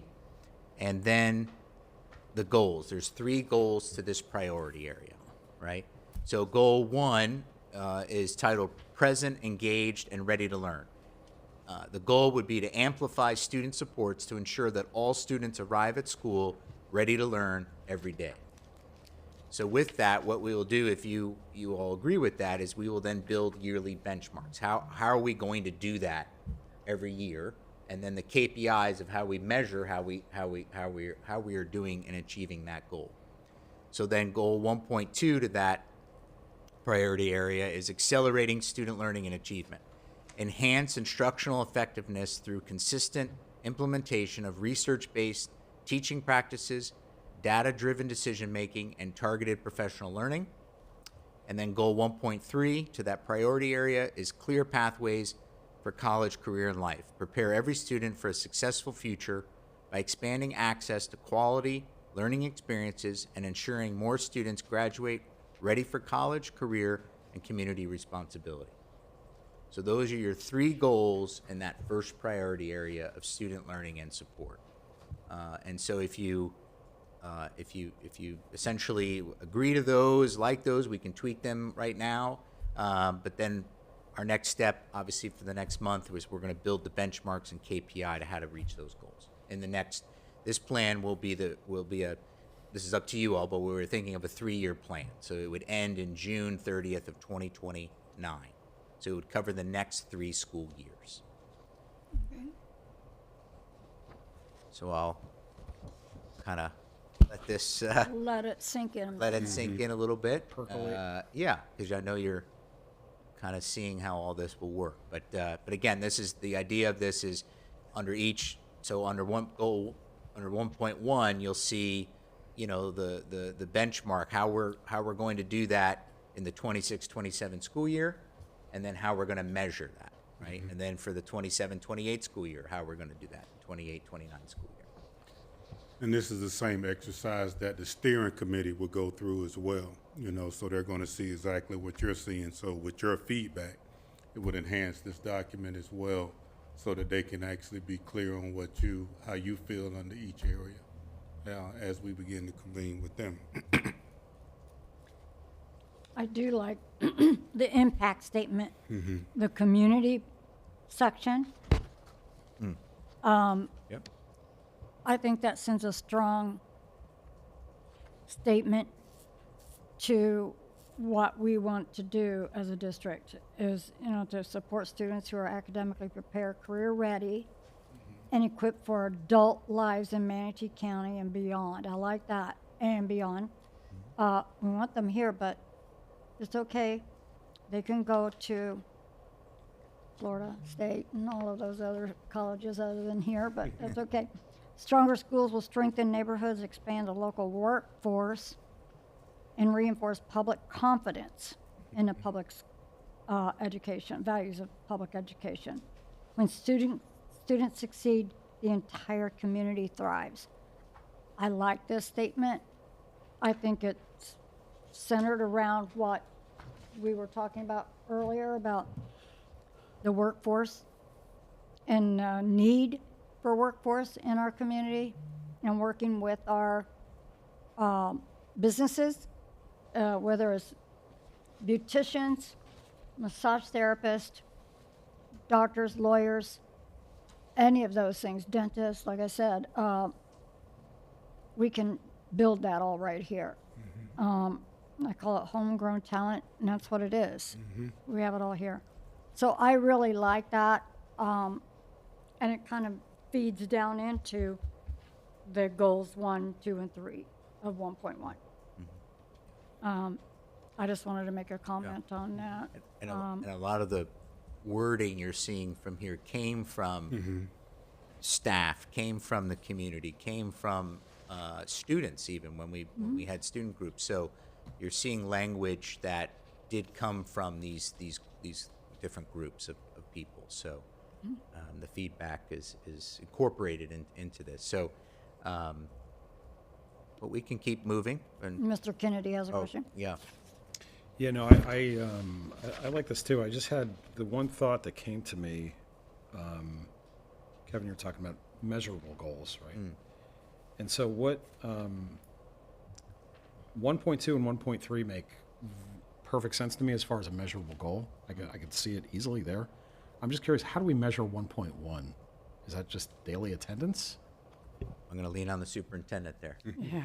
I think you can certainly use your average daily attendance, chronic, truant, all of those 3 independent measures. I think you can also use the access to student supports, whether we're using numbers or feedback from the Unite Us platform, access and branching minds, interventions that were put in. So are we using the tools and interventions and measuring this to determine if we're making a difference in our attendance data, tardy data, et cetera, that students not only are attending school, but then they're ready to learn because they have the supports that they need to mitigate anything that might be impeding their learning. Okay, that makes sense. Okay, thank you. Okay. I don't see anybody else lit up, so. Okay, thank you. Go All on. right. And again, if you have a thought that comes after this, you know where to find us, and you just, or after this workshop, and this is an ongoing process. So, priority area number 2 is our workforce, right? Our employees, titled Employee Retention and Wellness. The school district of Manatee County prioritizes the people who serve its students. Retention is the district's most powerful recruitment tool, and we will invest in the onboarding, mentoring, role-specific professional learning, and rewards that keep talented educators and staff in Manatee County. We will protect time for the work that matters most and support the wellness of our workforce in practical ways. Our staff are the cornerstone of strong schools and meaningful student success. Again, you see the same impact statements in those 3 buckets: students and families, staff, and community. A lot of this language, again, came from these areas. And then when you go to the goals, you see 2 goals here. So 2.1, invest in our employees. Explore and promote initiatives and incentives that invest in our employees. And 2.2, grow people well from day one. Provide pathways to advance professionally with professional learning, wellness programs, innovative work schedules, mentoring, and career ladder opportunities. Again, broad for a reason, because we're going to figure out again how to achieve these.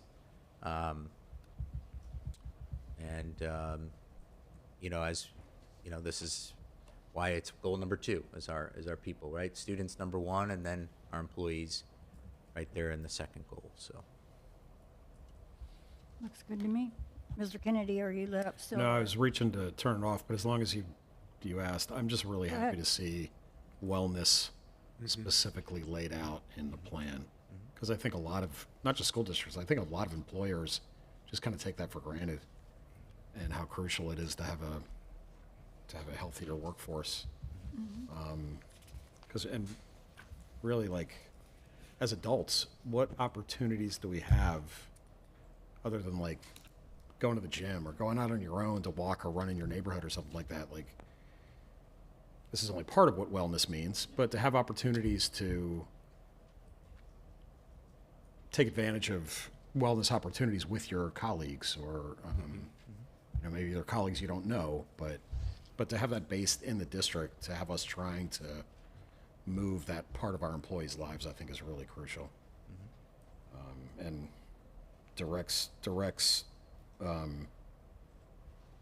relates directly back to success at work.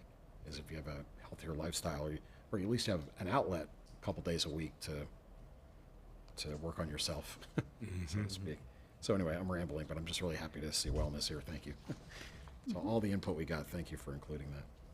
That's good. Go on. okay, so I was lit up Oh, there. wait, Oh, I yeah. didn't see you. I'm sorry, I didn't see you there, Mr. Tatum. Go ahead. While we're talking about the grow people well, and this is just a suggestion for Dr. Breslin and all of you, is that I wanted to bring up 2 points from my previous work in leadership development. The first one, we like to say that people typically maybe don't leave their jobs as much as they leave their bosses, right? And I used to do this exercise in the leadership workshops that I had. And it was mostly with senior leaders, and I would say,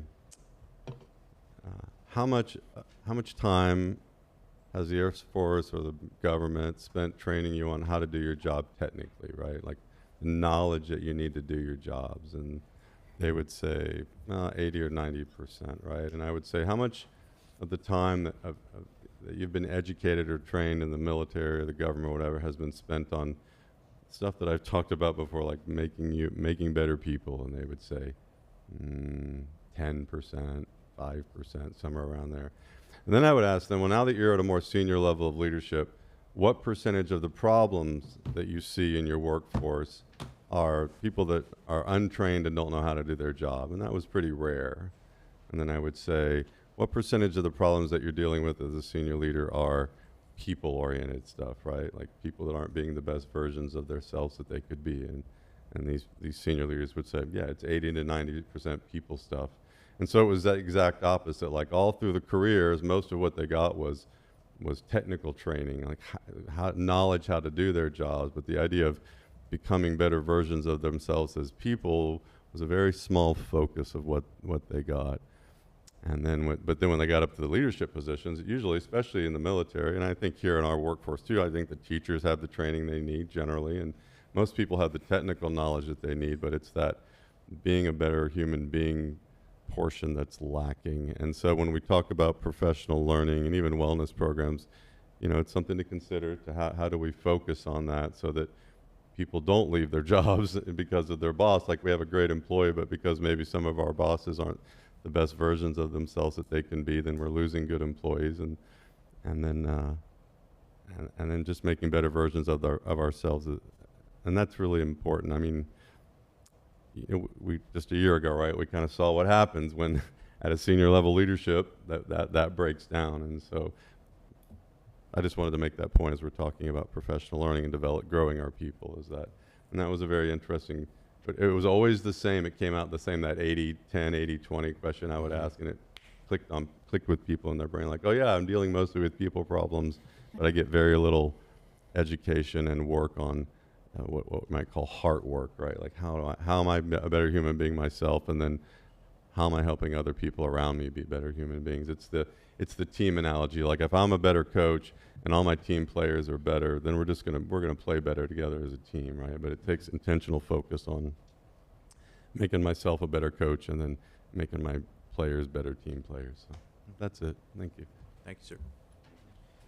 Okay. One thing I'll point out, in priority area number 1, you see a lot of language in there, even in the title, word support. And we heard that from our educators in surveys, is that they're, they just want to see more support in the classroom. I think we do a great job of that. They just want to see some more support, behavior and mental health and those things that surround the core instruction. And so I just want to mention that, because if any educators are listening, I want to make sure they feel validated that we're hearing that, and they'll see that in there. And then from our employees, we're obviously you hear compensation a lot, right? But in reality, that's one of the hardest things to do, considering the budgets we have. But there are other ways, like Mr. James just pointed out, there's other ways to invest in an employee, to retain them, to keep them engaged with work and really enjoying what they do. And I think that's with these 2 goals is what we're trying to find all those areas that, as we always work on compensation, but there's all those other things, the wellness that Mr. Kennedy pointed out, some leadership opportunities, the professional learning, the people skills that Mr. Tatum pointed out, all those things that we could really enhance.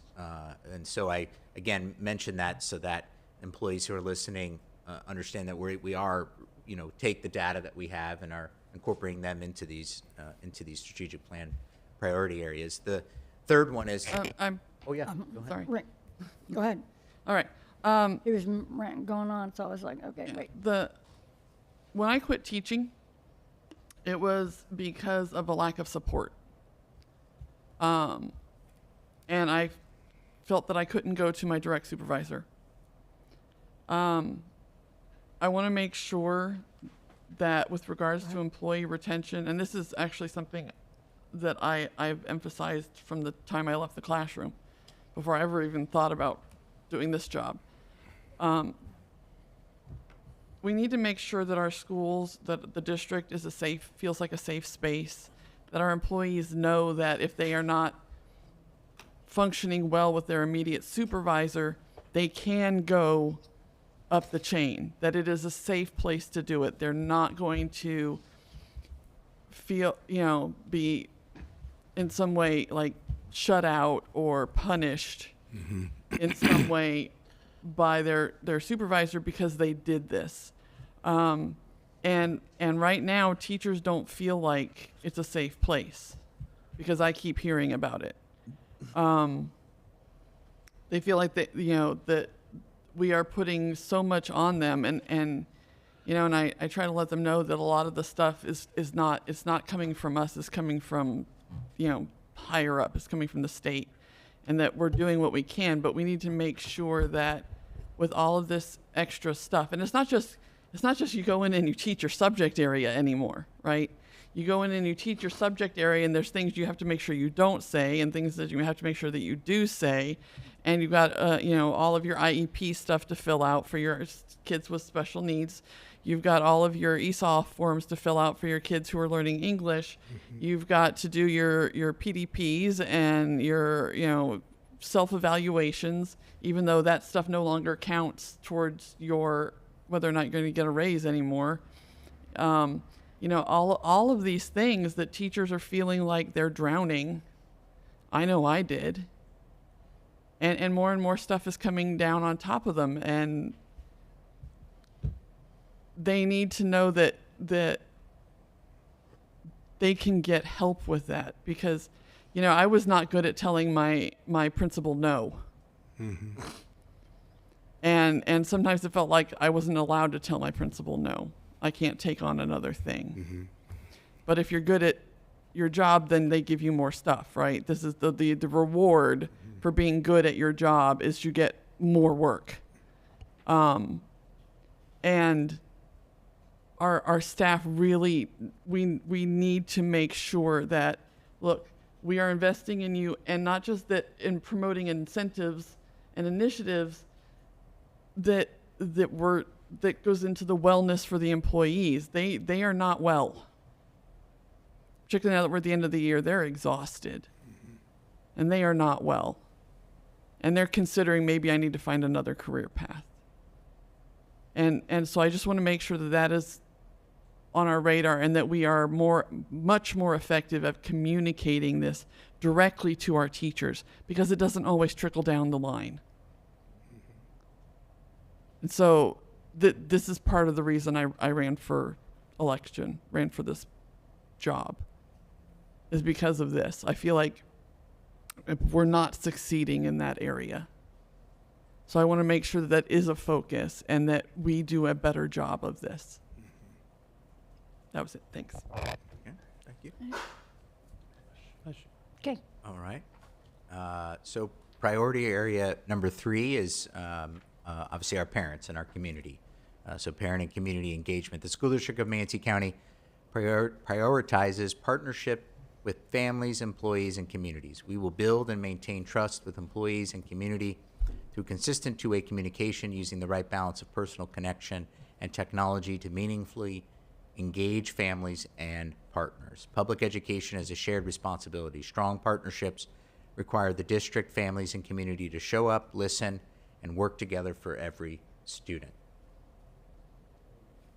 So again, our impact statements, and then this priority area has 3 goals. 3.1 is something we've heard from parents in the community in our meetings throughout this spring, is clear and consistent communication is goal number 1 in this priority area.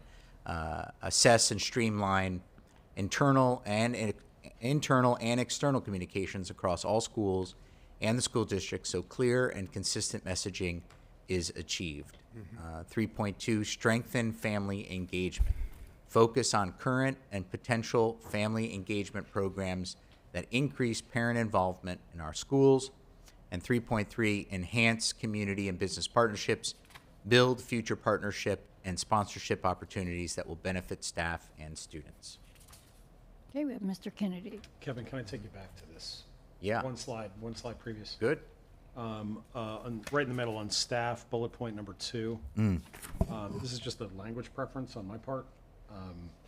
Shared service posture. I don't think I've heard the phrase service posture before, so that stopped me as I was reading it. But could we? You thought it was great? I've been leaning over. I'm here to serve. Yeah, that's good. That's but good. We can work on that. I know what you're going for here, which to me is I would say this is a shared commitment to serve others. I know it's a little bit longer, but because this has been a thing of mine, we are in the customer service business. I know people are sick of hearing me talk about it, but that's essentially what we're here to do. We're here to serve kids, and we're here to serve our employees and our community. So it's just the language was a little awkward to me. Good. Thank you.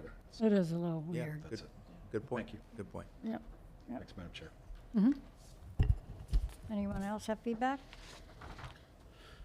Mr. Tatum sitting over there straight. I'm sitting up. If I'm not, please All tell right. me. But I do want to echo one thing real quick, 'cause I agree with you on the customer service standpoint, right? And there's a tie-in between the leadership development and the customer service standpoint, from the sense of, and you've probably heard me say this before, if we see people as objects that are in our way to us getting our job done, we don't do good customer service. Right. But if we see people as human beings that have needs, objectives, and challenges like I have, then I'm going to do my job in a way that helps these people over here get their job done, or the customers that come in my door. That's a whole different mindset. Right. But that mindset gets changed usually in some type of leadership development program where we change who we are as human beings, and we don't see the parent who walks in the front door while we're having a bad day as, I got to get this report done, and now I got to deal with you. The person who walks in the door now becomes the priority because you have a need, objective, and challenge, and that's my job to help you achieve it, right? So there's a tie between the two of you. But I agree with you 100% that one area that we could improve on overall is that idea that we are in the customer service business, right? All of us are, especially the front-facing employees and all of our leaders who are interacting with parents and families every day. I know they get frustrated. They get frustrated and irritated, and I'm sure there's some demanding parents and what we like to call entitled parents out there and that kind of stuff. But I've seen that. I've heard those comments, and it doesn't hit my heart right, because it tells me we're not looking at other human beings in the right way. When I say that, when I hear the term entitled parent, I think okay, you're looking at that parent as an obstacle to you achieving whatever you need to get done, right? And even though in our mind we might think that, when it actually comes out of our mouth and then we implement how we act towards other people as quote unquote entitled parents or difficult parents, whatever, doesn't add to the customer service that we should be giving to other people. So And it does take daily practice. You know? yeah, it does. We all have to work on it all the time. I struggle with it as much as anybody else. Same. But the first step to recognize we have a problem is recognizing we have the problem, right? So there we go. Thank you. And to understand that the first impression Yeah. is the impression. So if a parent, grandparent, you got to look at those individuals, or somebody's mother, obviously, or a student's relative, and they're there because of something. They didn't just come there to say hello. Right. Yeah. They came there to bring something to your attention, and that first impression will set that tone. If the person behind the desk sets the tone in a negative way, the response is going to be negative. So, to Mr. Tatum's point, and I've said it many times, the first customer is the student, the parents, goes up, up, and up. And it's up to leadership to create that environment at our schools, either the principal, assistant principals, all the way up to the superintendent, and to keep a positive morale within your staff goes a long way. That one person has a negative day or a bad day and they have a bad attitude, I wouldn't let them work at the front desk. They should be somewhere behind the scenes maybe, but on that day when they're trying to get over something, we all have them. But that first impression can determine that outcome of why that person's in that office. So remember that, everybody out there. I mean, be respectful of what and why they're there. And that will just filter on to better students, better progress. Everything will just come out a whole lot better for everyone. Okay. Thank you. Good. Everybody else good? We'll Okay. go to our last priority area, and it kind of makes sense why. Financial stewardship and long-term sustainability. Yep. The School District of Manatee County prioritizes responsible stewardship of every public dollar it receives. We will plan, allocate, and track resources against measurable, and this was something I know the board chair has been wanting to see some ROI on some of this. We will plan, allocate, and track resources against measurable student operational financial results with compliance to legal regulations and communicate those results with transparency. We will pursue community partnerships, provide school enrollment opportunities, and make prudent investments in staff and students so the district remains solvent, competitive, and positioned to lead. We will protect long-term stability while strategically investing in people and programs that strengthen our value to families. Strong stewardship ensures fiscal responsibility, operational excellence, and continued trust, positioning the district to deliver long-term value to students, families, and the community. We've got our impact statements, and then our 3 goals with this last priority area. 4.1, prioritize and allocate resources effectively, align budget allocations with district priorities and measurable student outcomes. 4.2, lead with accountability and transparency, provide clear and accessible financial results to our families and community. And 4.3, maximize efficiency and leverage collaboration. Identify costs / savings measures and foster partnerships to maximize resources. This is one of the things that I did bring up was fiscal stewardship. And I think every board member up here knew it. We just need to say it a little clearer. And I think that's what this is doing. And the community side, again, on this page, will have access to see how their investment supports the students. Tying dollars to measurable results, and that's the ROI that I've been saying all along. and trust. I think we have built trust in the community and how we're using the dollars. We want to keep that going, and I think this will do that. Because when we get emails, it's typically more about maybe a student or a community thing that's going on that we have no control over. But yeah, the trust, I think, has really improved over the years, and I think it's going to continue to grow. And the families and students side, said that backwards, they're going to, having the fiscal responsibility is only going to benefit the students and the family, whether it's in the classroom or after graduation. It's a long-term plan. And to get there, you have to have these kind of priorities in place and then follow them. Like you said, I think it's Mr. Kennedy, how are you going to measure that? How are you going to measure this? Well, this you can measure pretty good.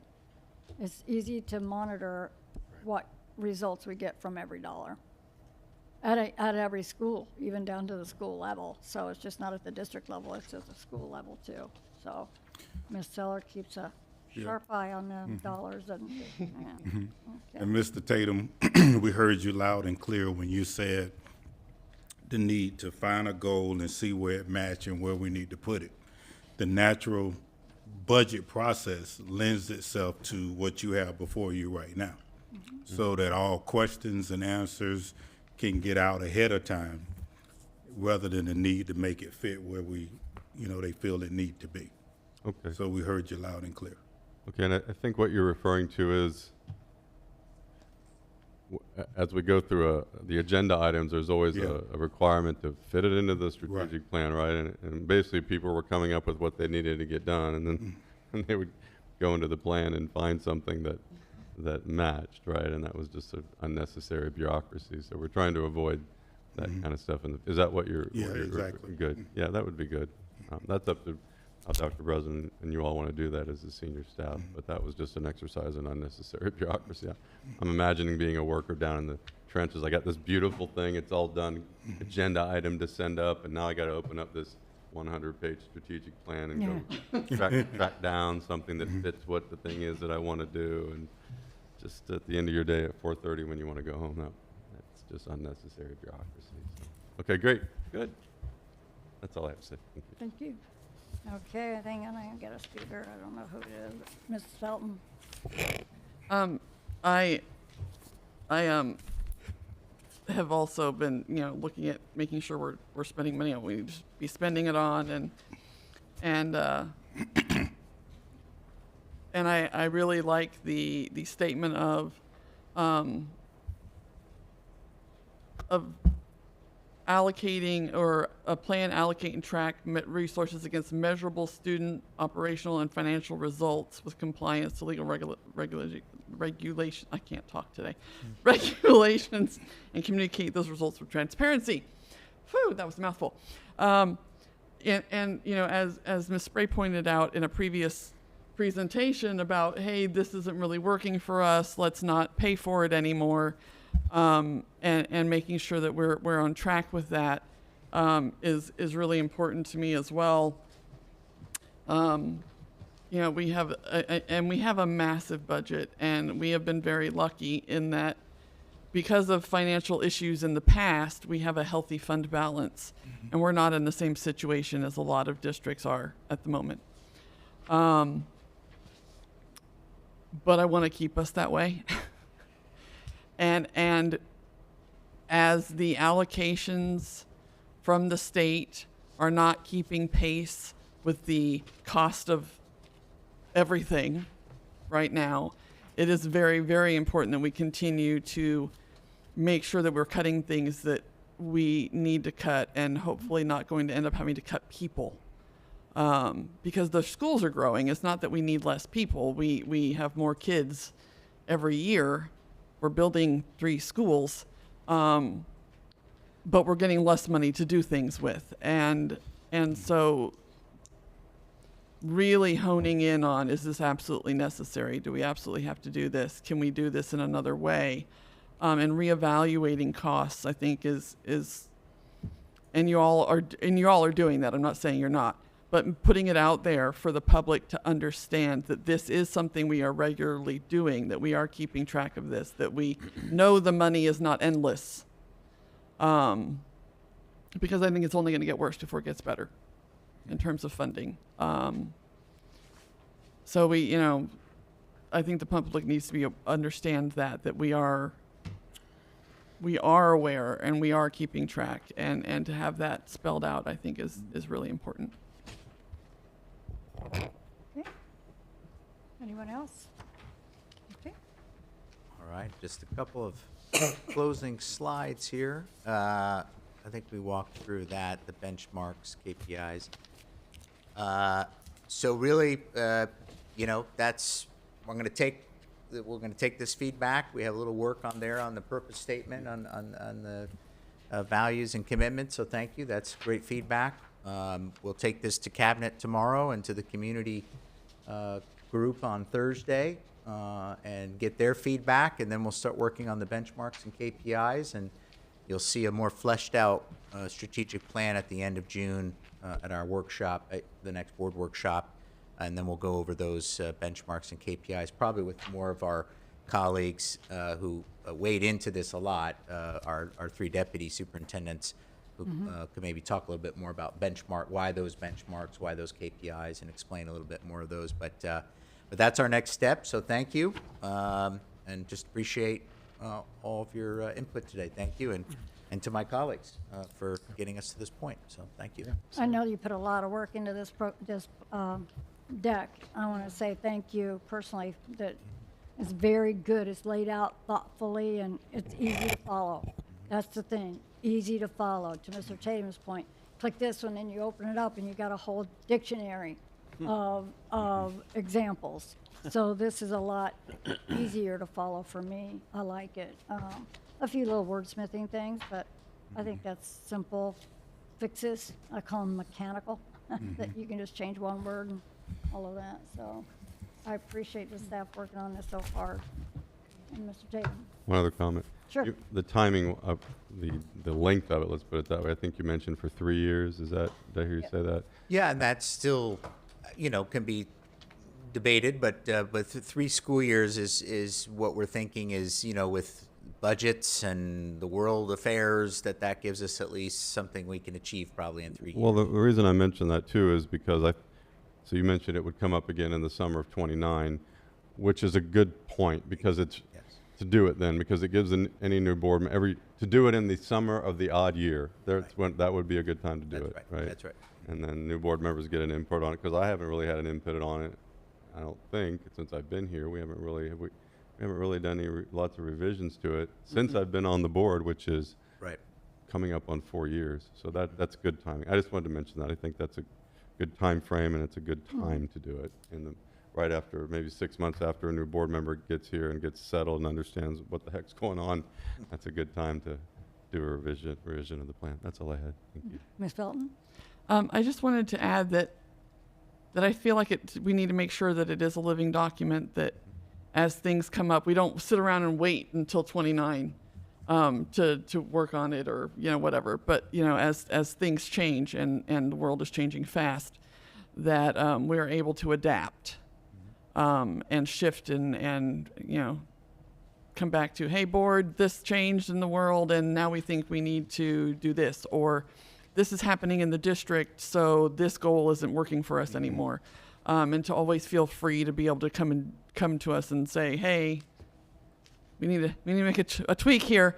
At any time, I think we just need to make sure that everybody understands that that's allowed. We don't have to sit on this for 3 years and can't tinker.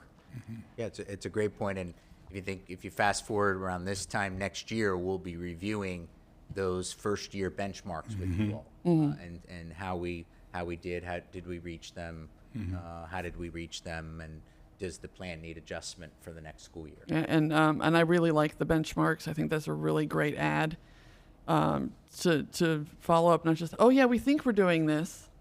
but are we really? So I really like that. And otherwise, I just want to say thank you to you all. I know this has been a lot of hard work, and then you bring it to here, and we throw some cogs in there and go, hey, let's change this. And you all adapt and everything really well, and I really appreciate it. Ms. Kavanaugh, thank you for being here. I'm excited. It's been Yeah. a great learning process Yeah. in the first 6 months. Yeah, it's a lot. It's a lot. Well, with that, anybody else have anything? No? All good. We'll see you at the All good. bus wave then on the 28th at noon, a different time and place. Madam Chair, Yeah. I'm sorry to announce I'm going out of town tomorrow for my mother-in-law's 80th birthday. That's So I will important. not see you at the bus wave, but I'll stand on a soapbox and wait for it. We'll FaceTime you in. there you go. I was going to say I'll be awake at 5 a.m. Chicago time to make sure I'm there in spirit. But oh my gosh, I got to be on Zoom. No. No, it's all right. It's all good. I'm just kidding. Appreciate everybody's feedback here, and the whole agenda today was filled with a lot of stuff. So this time I'll adjourn at 2:35 p.m. Have a good afternoon, everybody. Thank you, ma'am. Thank you, Madam Chair, board members.